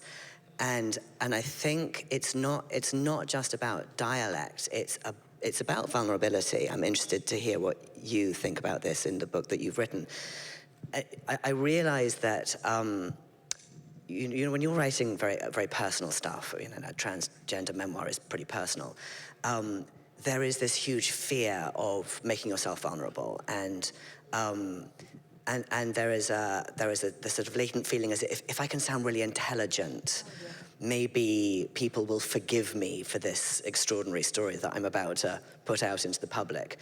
And I realized that it just wasn't working, and that the only way to write this book was in my own voice, and to allow myself to sound ridiculous sometimes when I feel ridiculous or confused or messy, and write in a way that my middle school English teacher would not have approved of, write in ungrammatical sentences. And the first draft that I wrote like that, my readers were like, bingo, that's it. And that's what got me the agent and the eventual publishing contract. And so that's how I write now. And sometimes I'm like, I want to be Mush, I guess, and I want to I want to be Judith Butler. I want to write something really intelligent so people are really impressed by me. But that's not how I communicate. That's not who I am. The way I communicate is by chatting with people. And particularly around an issue that is so complex as gender nonconformity, if you try and cover that up with kind of intellectual theory and academia, people are just like, I'm going to go and get a cup of coffee, because it's a lot, it's complex. And so, I have really kind of leaned into just talking how I talk, write how I talk, communicate how I talk, and really sticking with my guns there. So that's great. Yeah, that's great. Siddiqui.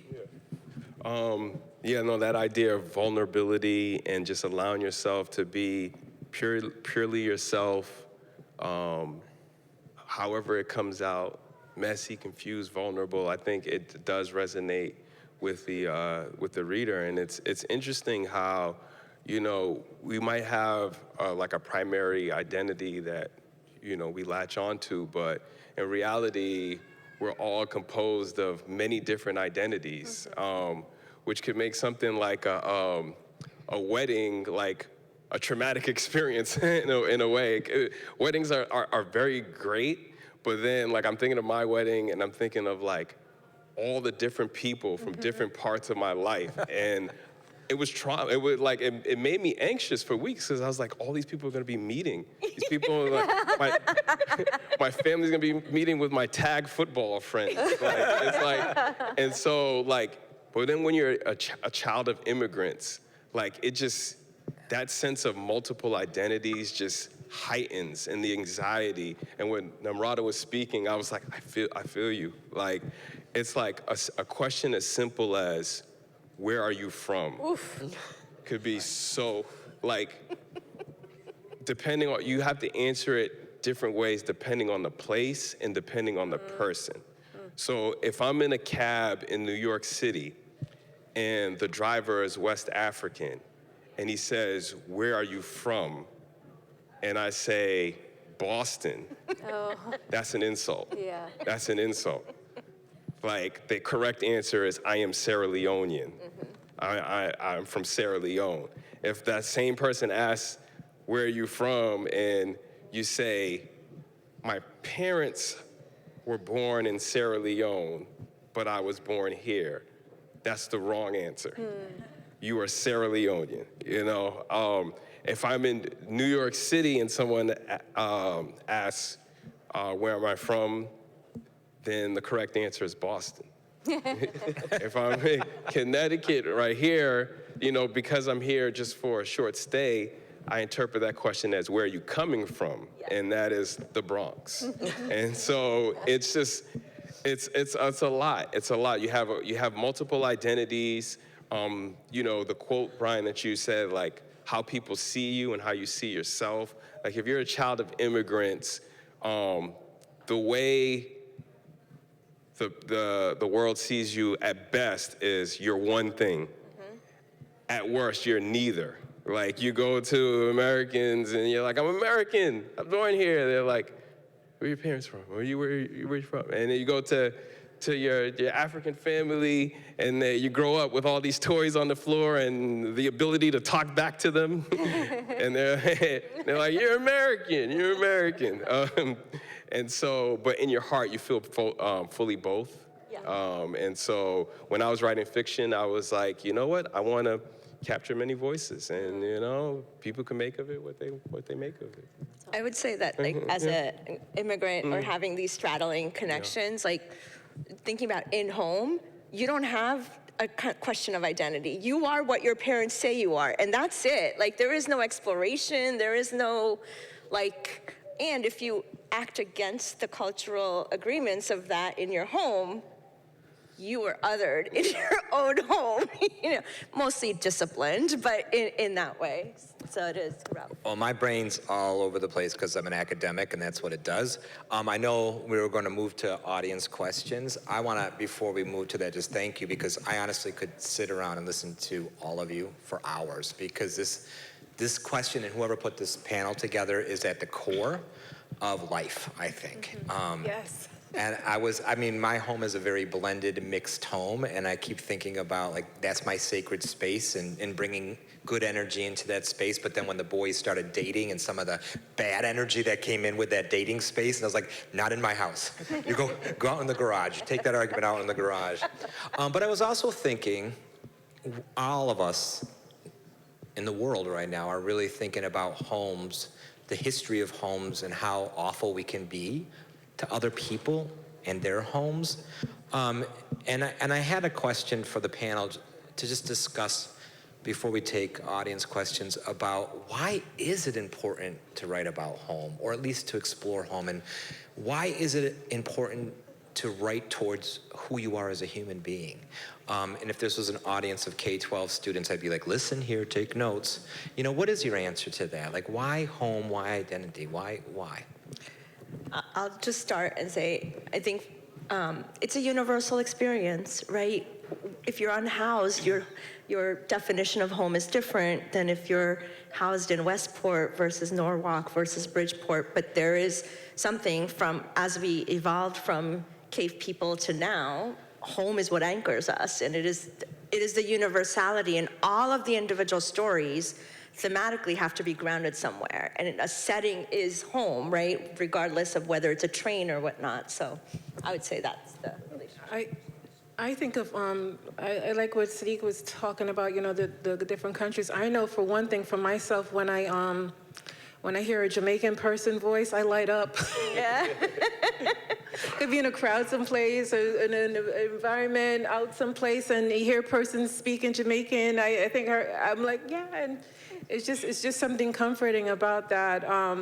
But you know what? I've been practicing just letting go of things, not using the word my. So it's not my apartment, it's the place I live and things like that. So I figured that I could share whatever I had. And so I had my granddaughter come and stay with me. And, you know, she had visited and she was like, you know, Mumsy, your place is so peaceful, you know?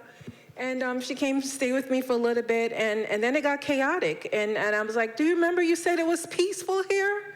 And but what I came to see was that I was overcompensating because I had unresolved issues, some energy that I needed to release of some behaviors that I did when I was a child that I was holding on to.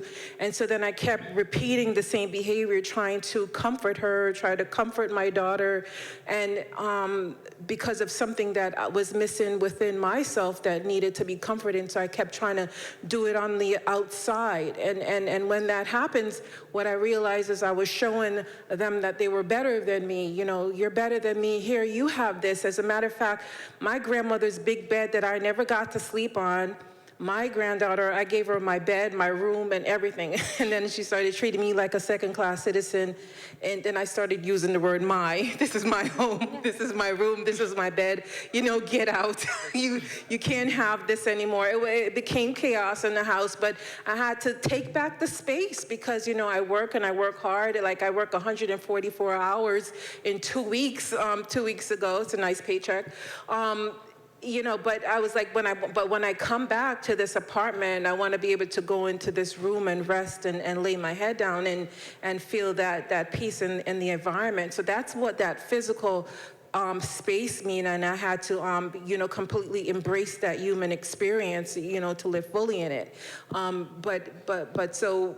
You know, so then that became important, even though I was practicing not using the word my, you know, you could share, but then that becomes important in that way, yeah.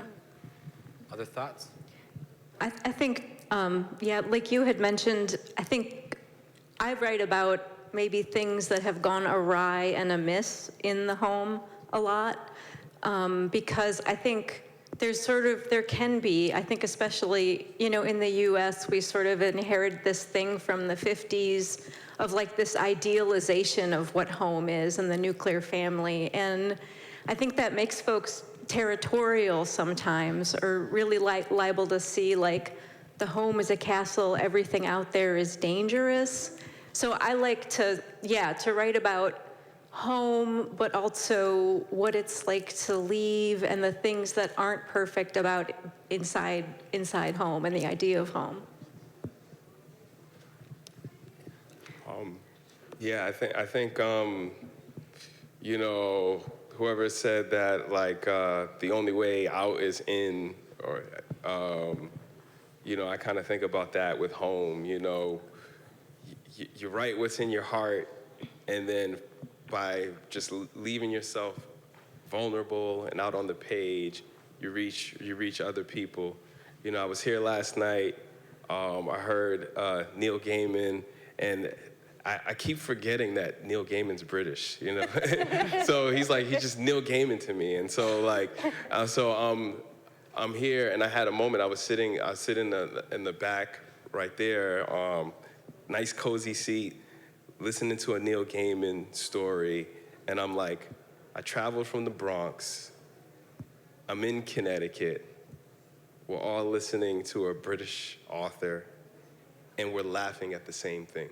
And it was just like it was a small moment, but I was like, that just kind of speaks to the universality of it all. That, and I said when they sat me in this spot, because this is where Neil Gaiman sat last night, for those of you who weren't here. But our bodies embody the same space as such brilliance, and so I hope we can continue bringing that kind of brilliance forward in our own work.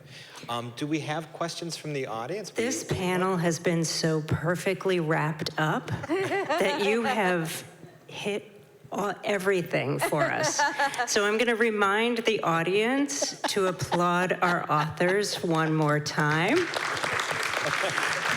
And for those of you who are here, we do have copies of everyone's books in the Kamansky room for you to purchase, including Mr. Gaiman's books. So if you pick up a book and bring it over to the signing table, which is right over there, these wonderful people will sign the books for you. Also, check out all of our partners that are seated on this side of the room, and have a great day. We're going to start the next panel in just a few moments.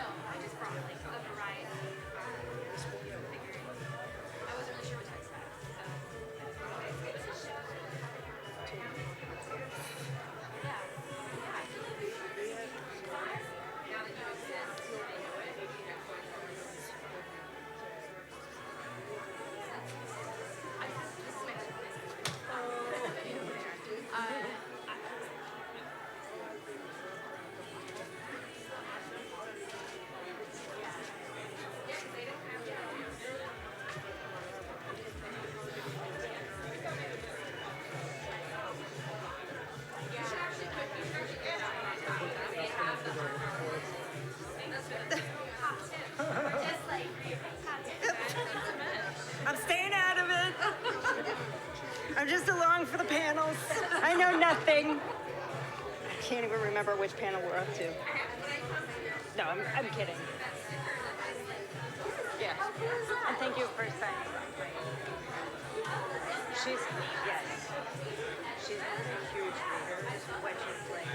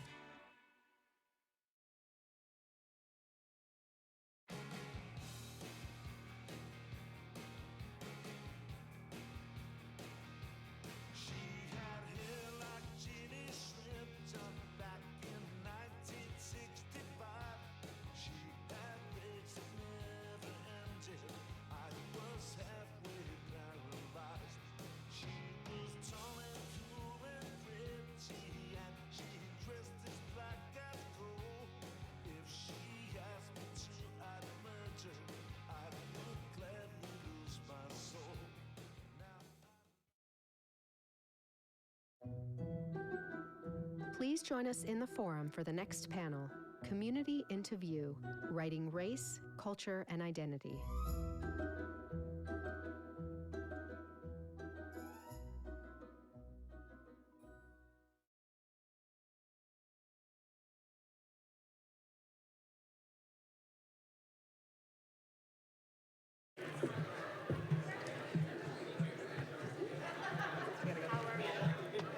I think this is the only way in. Opening, right? Oh, okay, I guess I'll sit here then.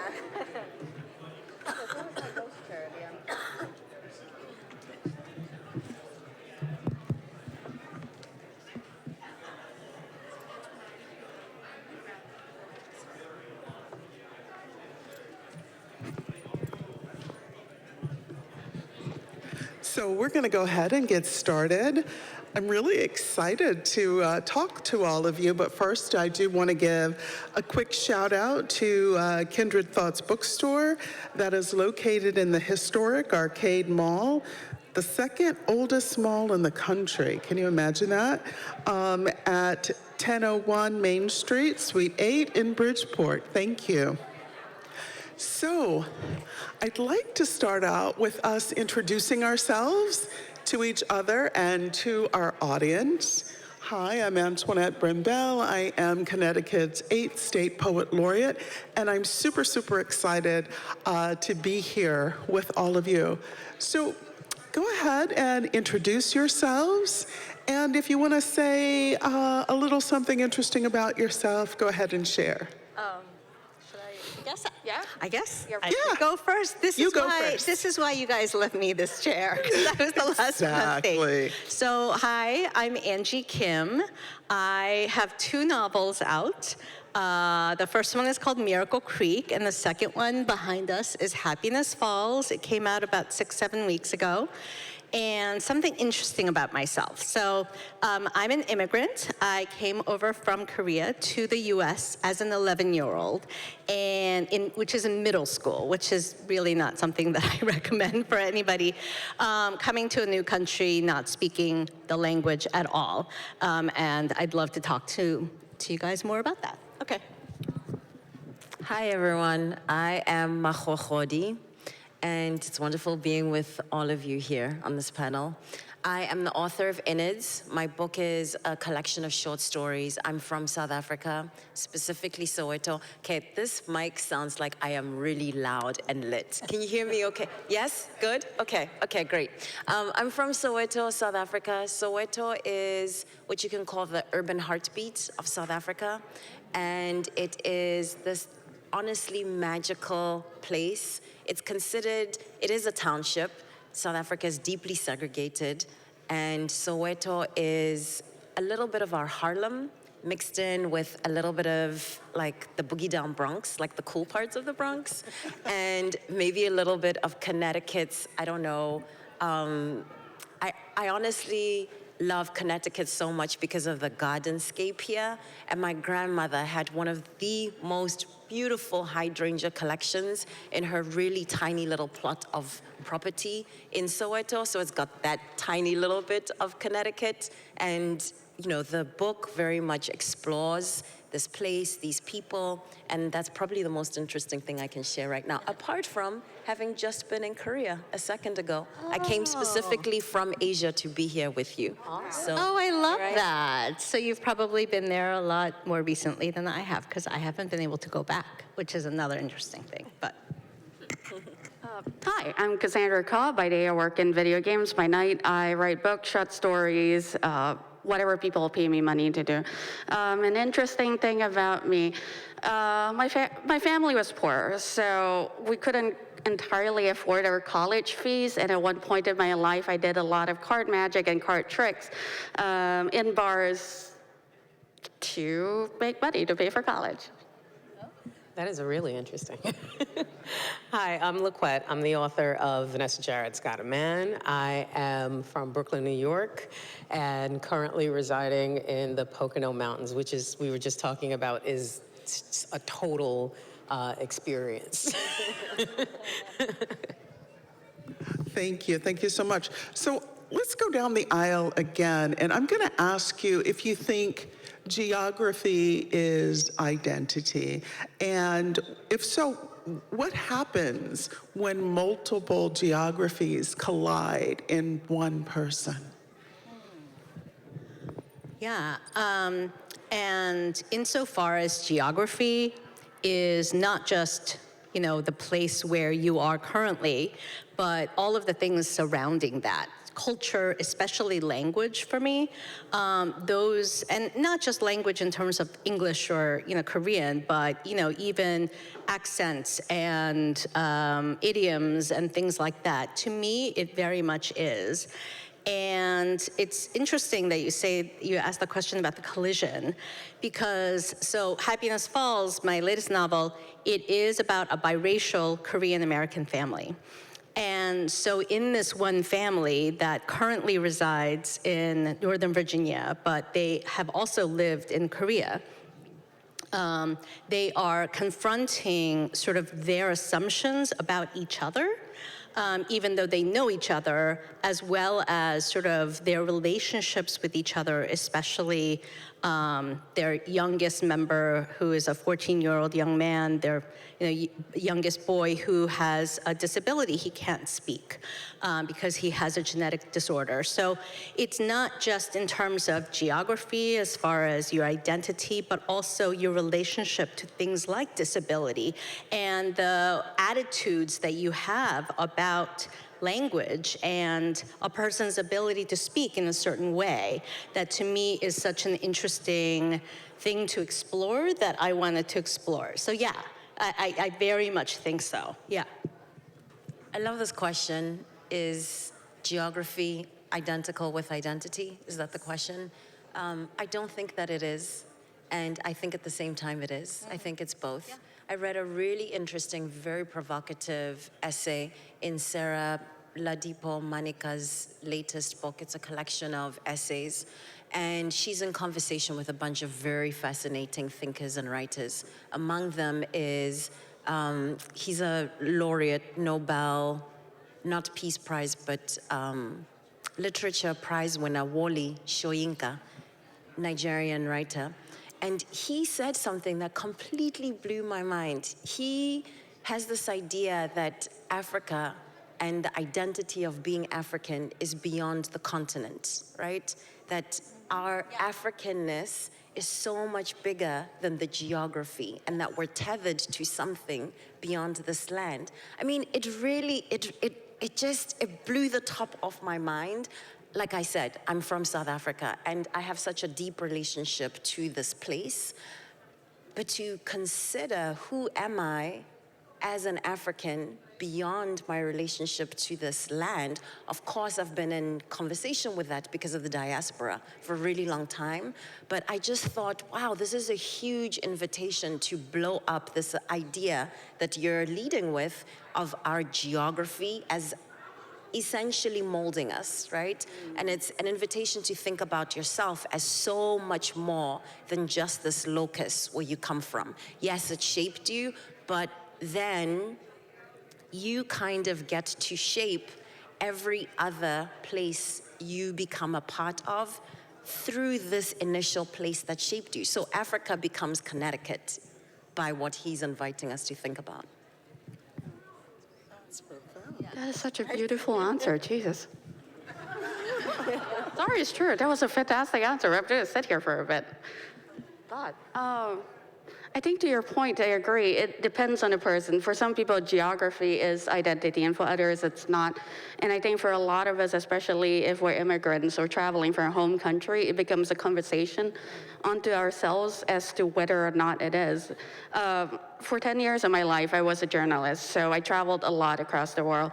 I lived in Malaysia, and I discovered very quickly on 20-hour flights, 3-4 times within a month, we're doing very bad things to my circadian rhythm.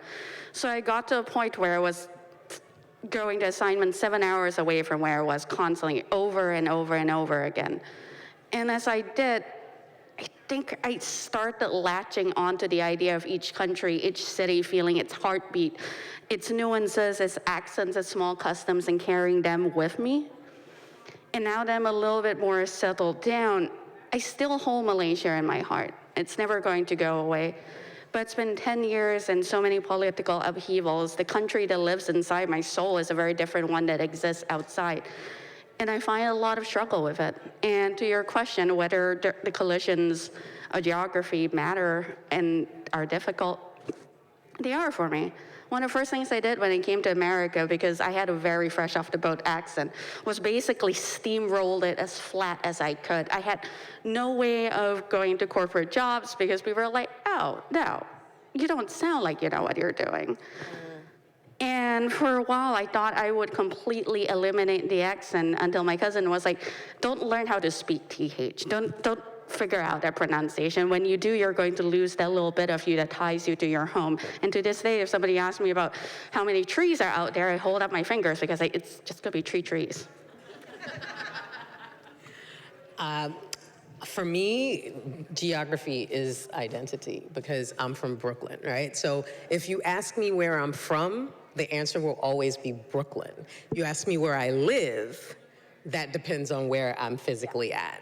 So in my mind and in my heart, I'm always a Brooklynite. It's very much part of my, not just my speech, but also how I talk, my gestures, my perspective, just the way I do things. My Brooklynness is always present. And it's actually, when I started writing for Harlequin romance, when they asked me to write for them, I initially turned them down because I said, I don't really think you're publishing what I'm writing, right? My voice is very Black and is very Brooklyn, and that is very intentional, and I have no intention of watering that down for you. So if you can't handle that, I don't think that we should work together. And they came back and were like, no, we want you to bring all of you. And so I wrote the Blackest thing that I could write to test the waters to see if they actually would go for it. And they've been so supportive of me bringing my Brooklynness to their world. So yeah, I'm a Brooklynite all day, every day. These are such interesting and diverse views of geography and identity. I'm wondering, you're writing about places, some real, some imagined, and I'm wondering, when you sit down to write, if you take into consideration your reader and how familiar they may be with that world, and if you spend a lot of time thinking about world building as you write. I'm happy to go first because I think about this a lot. And if you have read Innards or if you come to read Innards, you will definitely sit and wonder to the extent to which I thought of you. Okay, I'm making an assumption that most of the people who are here in this audience are from Connecticut. And I very deliberately wrote a book that speaks to the Black South African experience and centers us specifically first, right?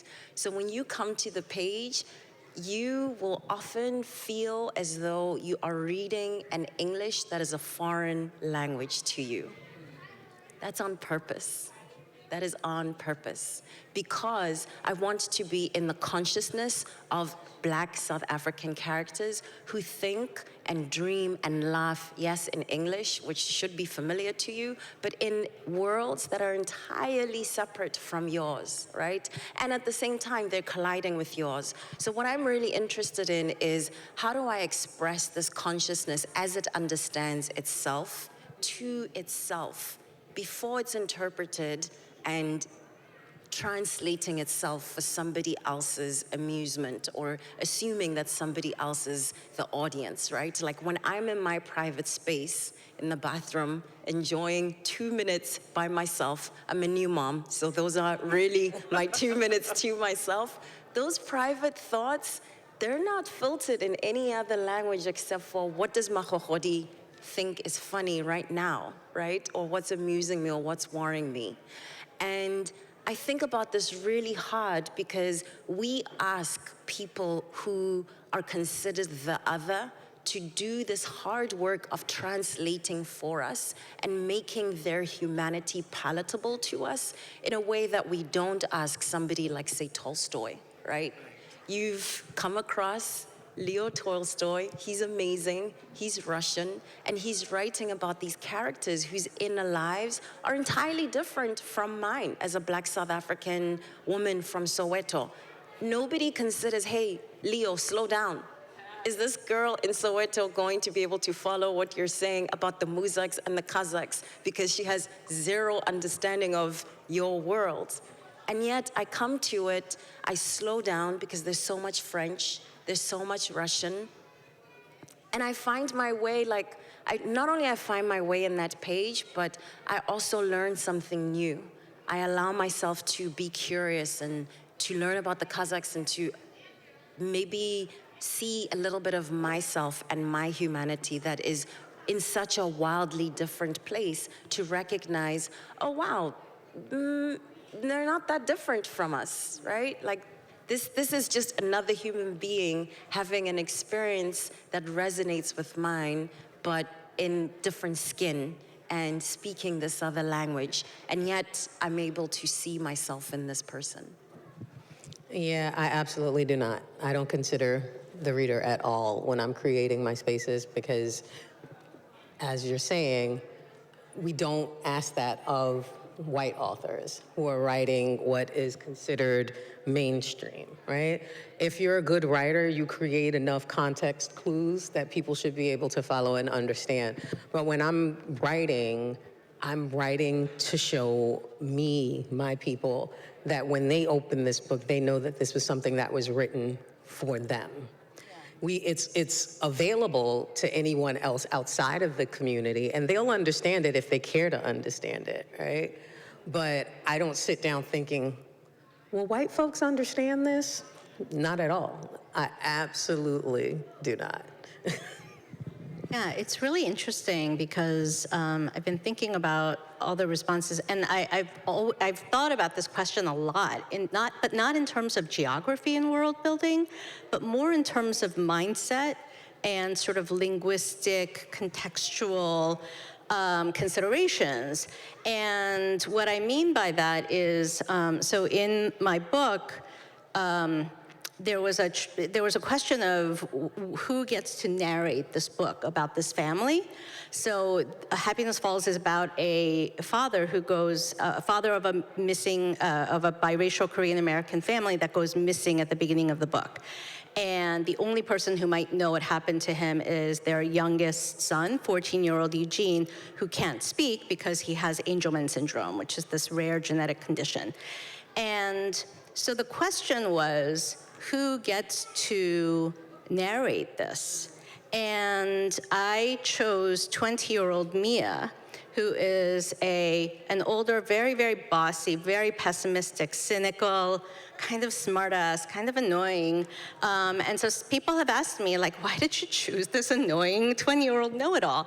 And my thing was, and I think it goes back to this thing of world building, in terms of mindset and in terms of her state of belief, because she's such a skeptic and because she's so hyper-verbal and she so relies on language as, and she equates oral fluency, as many of us do, with intelligence.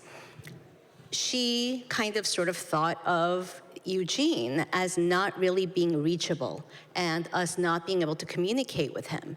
And so by virtue of making her the narrator and having her go through the journey of discovering the assumptions that she's been making, unearthing them, and then interrogating them, and then coming to realize, oh, wait a minute, maybe I've been wrong all of this time, and there are sort of other sort of markers of humanity and intelligence other than oral fluency, that by having her going through that journey along with the reader, I think I was trying to make it sort of more accessible for the reader to go along on that journey and learn, hopefully, you know, and also question those assumptions that we have deep within us.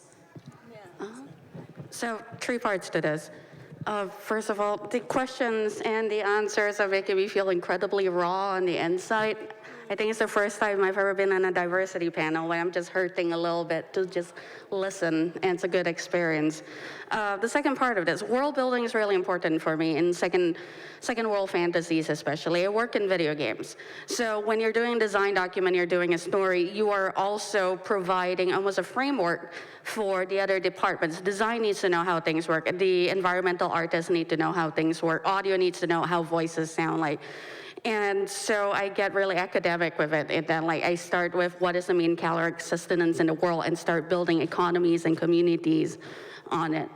But for my work, I have sacrificed so much to survive this long in my life that the idea of homogenization in my writing, of creating a space for other people rather than my own words and my own experiences just kills me on the inside. Malaysia was a spot for sex tourism, and people would just trample into the country. If you see any mention of Malaysia in the past, it was synonymous with Timbuktu. It was weird, it was exotic. No one goes there, so they can say anything they want. The movie Entrapment completely reimagined the physical landscape of Kuala Lumpur, the capital, and I still don't know why they did that. And I remember growing up, people saying, why would we need to learn the native language? Why would we need to use any language but English here? Because you guys do speak English as well, right? And with my work, I don't want that. I want a world that hasn't been trampled over by colonialism. If people want to approach it kindly and curiously, go ahead. If you do not want, there are other books. There's 7 billion people in the world. I'm going to find my audience somewhere. It does not have to be everyone. My agent, however, is sometimes very sad about this. She'll be all right. For anyone in the audience who didn't hear that, the Brooklynite on the panel. My response was, she'll be all right. She'll get over it. Wow. Yeah, that's pretty intense. So I'm wondering if in your work you ever think of, address, play with, or play against stereotypes. Oh, all the time. I purposely write to not perpetuate stereotypes. I have received a lot of reviews, usually from non-melanated people, that say, I couldn't really connect to these characters. I didn't really understand. And what that's code for is I didn't write Black people in the way that they know Black people from media, right? So if the only place you get your information about a particular community is the media, then it's very easy for the media to sort of skew your perspective of that community.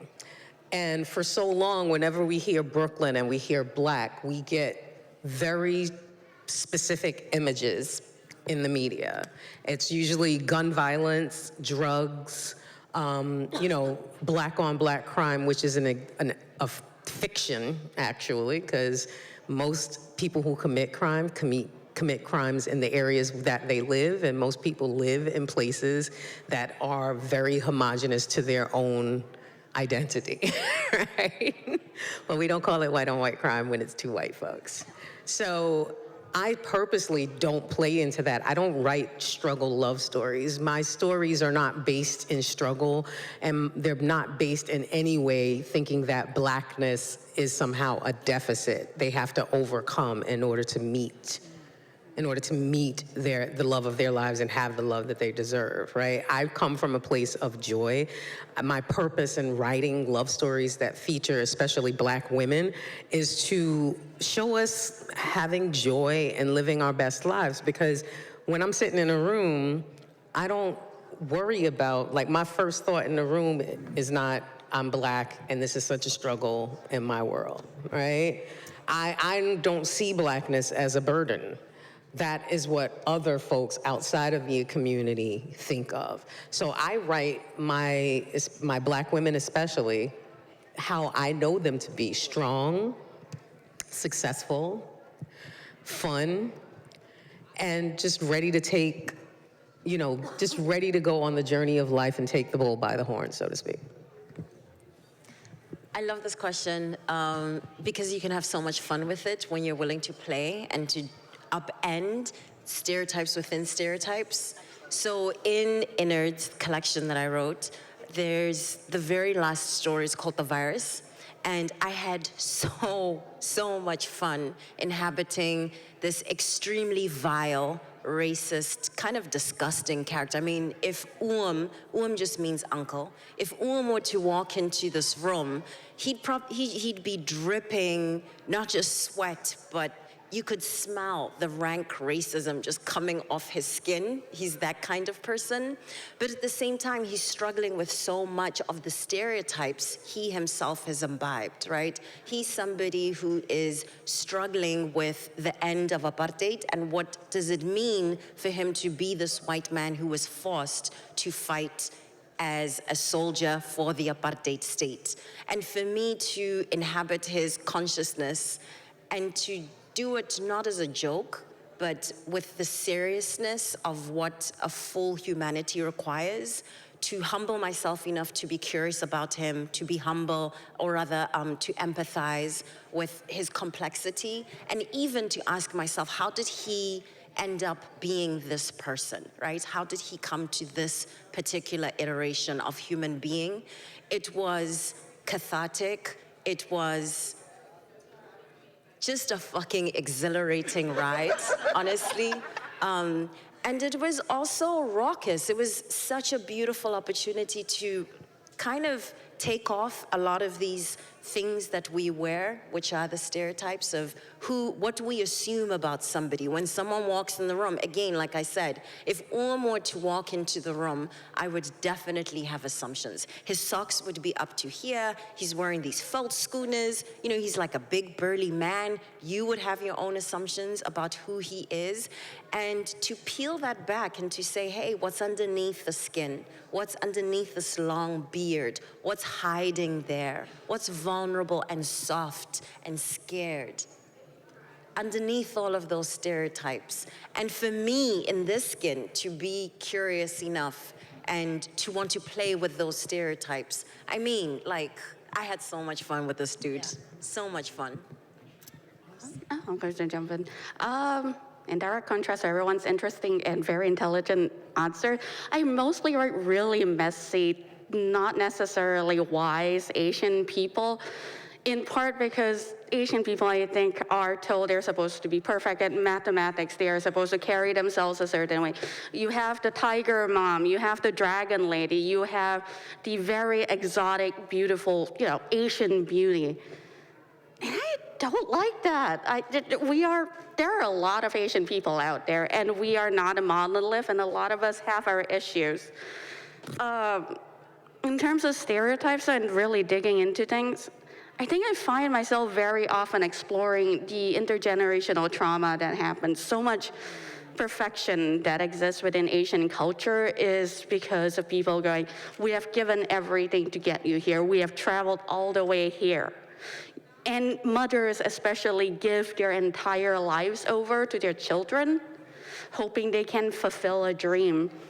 And I think very recently with my stories, I've wanted to explore what happens with older Asian women and what happens with mothers in general, and with them having their own stories, because especially in Asian communities, I don't think that happens very frequently.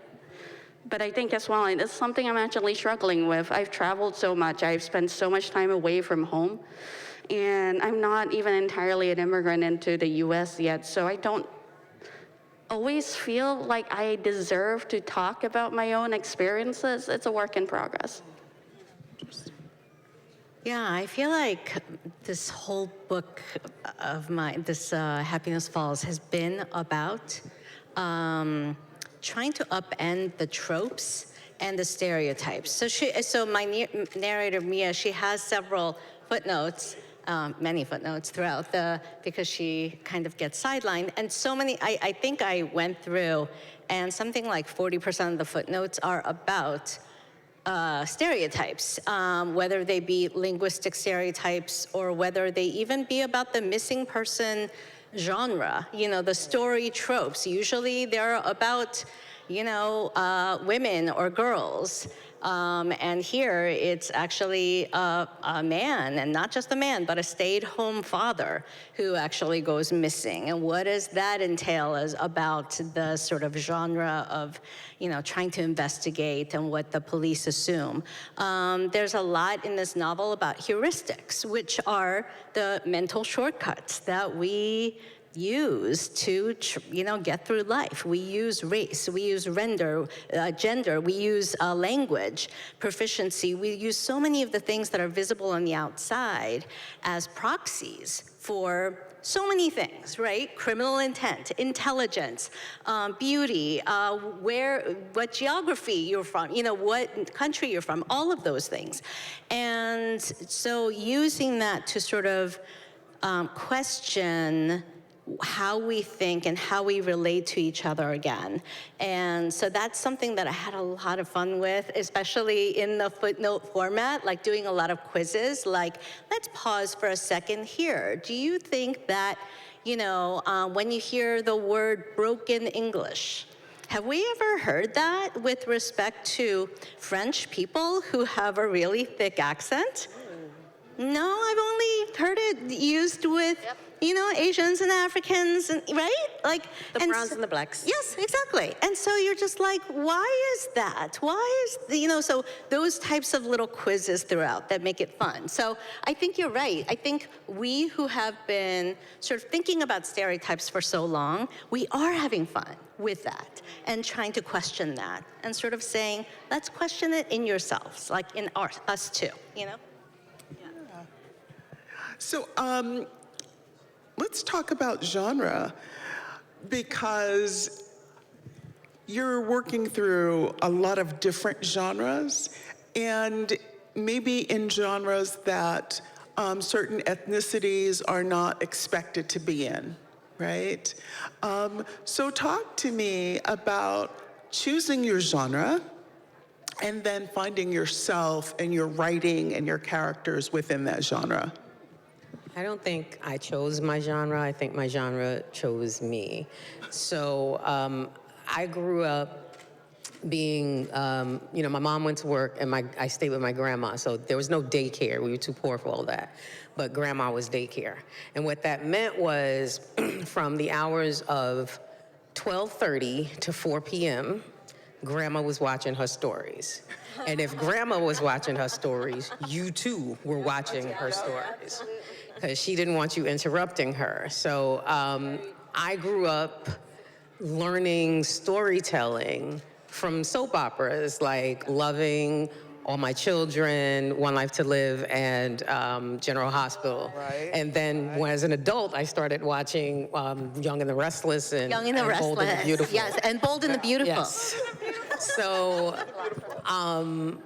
I just really fell in love with that. And I think what made me want to write it was there was a character. They had decided to bring black folks onto General Hospital.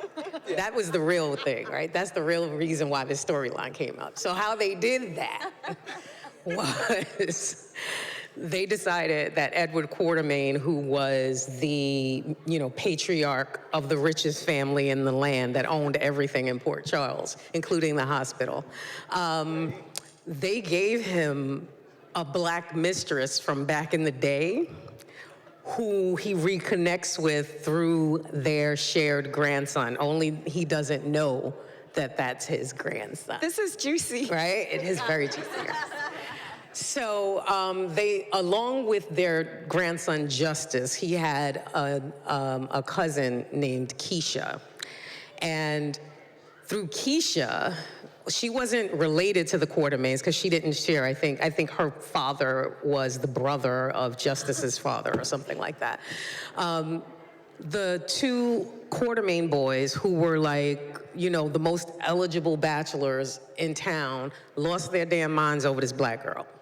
They were ready to kill each other, and one of them actually caused a car accident for his brother, completely changing his personality and the way he thought so that he could break them up so he could have her, right? AJ wasn't right.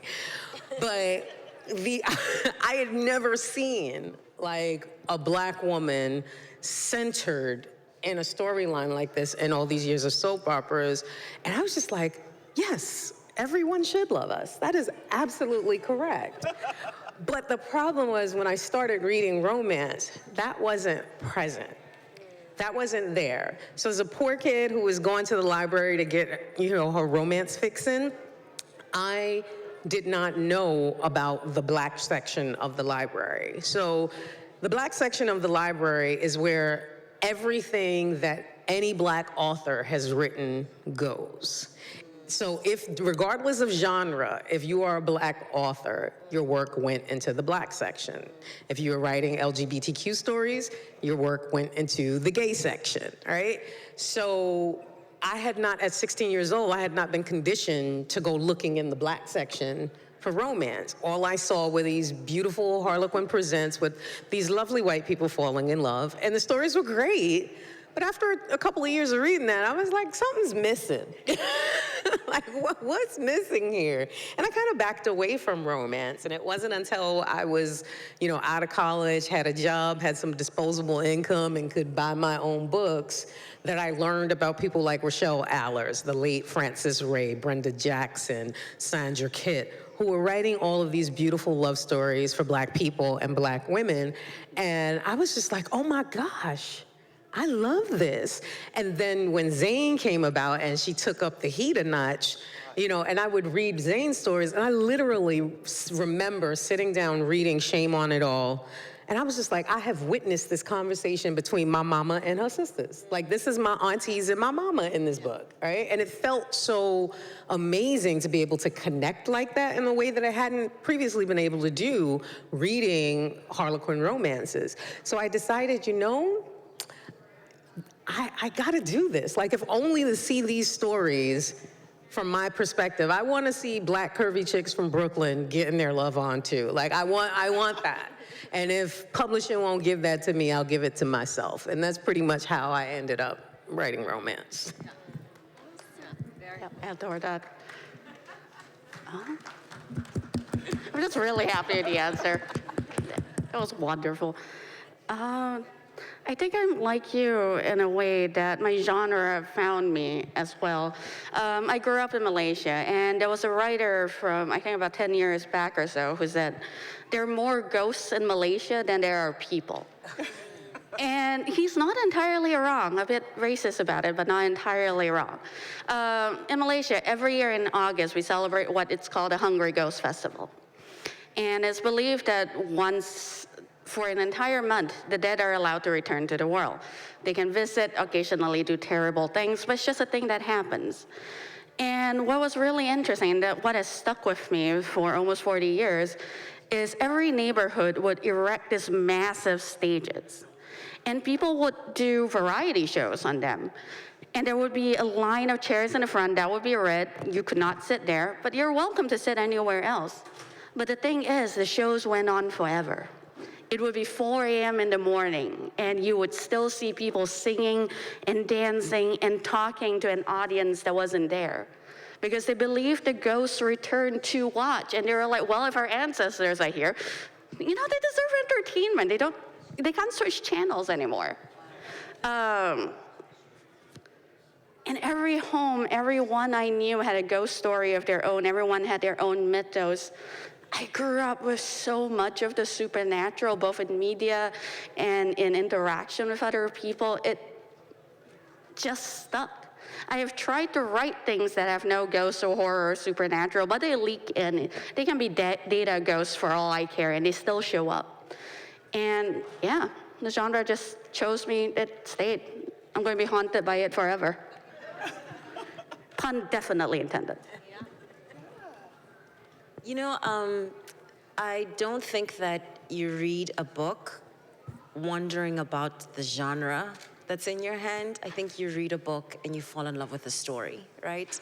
And for me as a writer, I am really just committed to knowing my characters as deeply as I can and being as faithful as I can, bringing them to you the same way I would introduce Antoinette and say, you really have to know Antoinette. She has a amazing smile. When she smiles, the entire room just wants to do the same, right? For me, that's really the conversation that I'm most interested in having with my readers. And I'm not shy about like elbowing my way on the page as far as I can. I mean, I know, for example, in Innards, there's all kinds of magical things that are happening. Our ancestors are speaking to us. You have, for example, this young woman who comes upon a body that is burning, and she loses her tongue, so she cannot speak. And the way that she gets her tongue back is her grandmother takes her so they can go and speak to their ancestors. How do you understand that inside of literary fiction? Is it bringing in the supernatural? Is it bringing in mystery? I don't know. I don't care to know. All I want to do is tell you the story that is true to this human being and hope you resonate with her in the same way that you would with another human who was sitting down and telling you over coffee, hey, this wild thing happened to me when I was 6 years old. I saw this body completely fucking traumatized me. I couldn't speak. And then my grandmother found a way to pull me back into this world. Yeah, it's so interesting because, so I'm going on about footnotes again, but there's a footnote that my narrator has where she's talking about the stereotype that Asians are, you know, very stoic and subtle and quiet, right? There's Asian American literature and, you know, all that kind of stuff. And she sort of says, which is so funny because have you ever seen K-dramas? You know, I mean, like crazy things happen and there's plot twists and like all these weird, you know, so they're essentially soap operas, which is what I also grew up, you know, but sort of getting addicted to because that's what we did was, you know, watch Korean soap operas, and we would go to like H Mart and we would get the VHS of the, you know, the K-dramas, the soap operas, and watch them, you know, when we first immigrated. But it's interesting because I haven't really thought about the genre as something that I choose. I think because kind of like you, I don't think about it in terms of what genre story am I gonna write. I think of it as what is the story I'm trying to tell and just telling it in the best way. And then once, so I started writing in my 40s. So writing is my 5th career. My debut novel came out, was published the week that I turned 50. So it's this, yeah, so it's, I'm also old, like, unlike you guys, but that's okay.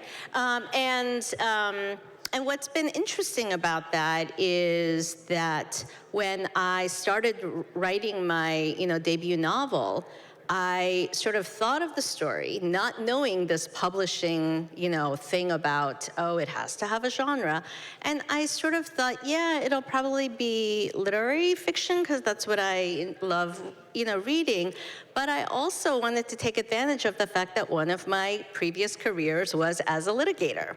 So I sort of decided to take this drama that happened and make it, sculpt it into a courtroom drama because I thought that would add element. And I always intended for the mystery, and in the second one too, the missing person mystery, both of the mysteries at the core of these novels to be the Trojan horse.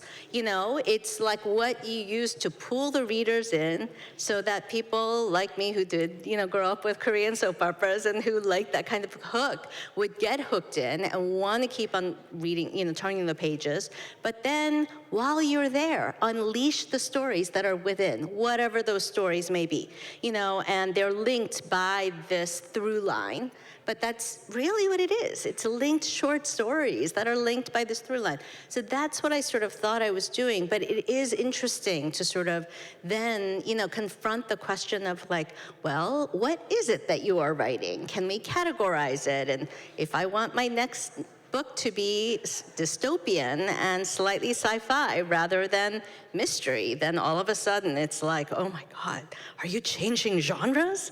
And you're like, no, I'm just telling a different story that's rooted in the same obsessions and, you know, ideas that I've been wanting to explore, that I've been trying to explore. Thank you. This has been really exciting for me. So fun. I have enjoyed talking to each one of you. I think it's time for us to ask for questions. If anyone from the audience has any questions for this panel, please come here so that everyone can hear your question. And no one is getting We don't up. bite, I promise. Too hard. Antoinette, do you have another question? Yes. Oh, there's a question right there. To the microphone right over here. First of all, I'm feeling everything from the hair to the moto jacket. So good. Thank you. I want to know what you all are reading right now, what's exciting you. Yeah. I just read Tracy Livesey's Duchess Effect. It's the second book in a series that's basically Prince Harry and Meghan fall in love, but instead of Meghan being an actor, she's a rapper, and it's hilarious. I'm going to make a plug for a book that I know is on sale here. It's Sadiq Fofana's The Tenants Downstairs. I wish I could describe to you the electricity that is in this book, except to say, if you walk out of here without it in your hand, that's really, like, I've told you, it's on you, okay? The book is so fucking brilliant. It's really worth your while. Pick it up. It's a collection of short stories, all these tenants living in one particular apartment building in Harlem. There's another book called Mama Said, and it's coming out pretty soon in November. I'm going to be in conversation with the author in November in New York. And the last plug I'll make is Paul Harding's book, which is up now. Okay, I see some nods. So Paul Harding's book is up for a Man Booker Prize, and it's also up for a National Book Award. He's been nominated. It's called This Side of Eden, am I right? Yes. This Side of Eden. It's better than the Bible. Well, but is the Bible, what is that saying? Is the Bible good? No, I'm just kidding. Well, I'm not going to go into it, but listen to me. Like, if you have not read that book, you need to just get yourself a quiet corner, be in the library, steal it, buy it, borrow it, whatever you need to do. It's that good. It's excellent. I'm going to plug two books, and they're about to come out. So one is Ed Park's, I was trying to look it up because I always get it wrong. It's like Different Bed, Same Dream. No, or maybe it's Same Bed, Different Dream. One of those. It's definitely got bed and dream and same and different in it. And Ed Park is this brilliant Korean-American writer, and he is writing this, it's kind of this dystopian, it's got parallel worlds, and the parallel world is a North Korea that is different, and it has a different history. So it's sort of like, two roads forked, and it just blows your mind. I'm still in the middle of it, so I can't really say that much about it, but just the prose is unbelievable, and just the ideas that are in it are just so interesting about history and how we diverge and how our, ourselves, not just the societies, but, our identities are shaped by that. And the second one that I wanted to talk about is Catherine Min's The Fetishist, which is coming out in January. And she is very special. She's another Korean-American writer, and she passed away. And her daughter, from a brain tumor, and her daughter discovered this manuscript. And it's got a lot, we've been talking a lot about stereotypes, and so sort of the fetishization kind of, tropes and stereotypes and things like that, and interrogating those through satire that is just biting and funny. And so it's coming out in January, and it's kind of like this love, this love of labor by her daughter and the editor, and it's just unbelievable, so yeah. I have two recommendations as well. The first is The Devourers by Indra Pramit Das. It is a singular werewolf book, very South Asian influence. The writer is South Asian, very gendered, as the kids say these days. Beautiful, brutal, completely different, completely recommend that one. And the other one that I'm reading, well, rereading, is The Saint of Bright Doors by Vajra, I worry about butchering his name, Chandrasekhara. And it is the story of a chosen one who was supposed to kill his own father, but he kind of went, nah, I don't really wanna. And he ends up in this gorgeously done sci-fantasy world with technology and the most unique magic systems, and ends up in a support group for chosen ones who flunk out unchosen ones. And a variety of other things while still dealing with the politics of the fact that his father is a very popular religious figure. It's so intricate. I think I've read it twice now, and this is my third reread, just so I can understand the whole of it. I love those two books so much. Wow. Okay, I need to start going to the new book section of my library now. I'm going to start reading. So thank you all for this fabulous panel. Thank you all in the audience. Remember that these lovely ladies' books are all for sale in the Kamansky room, and they will be signing them right over here at our signing table. We also still have Neil Gaiman books available, and check out our partners.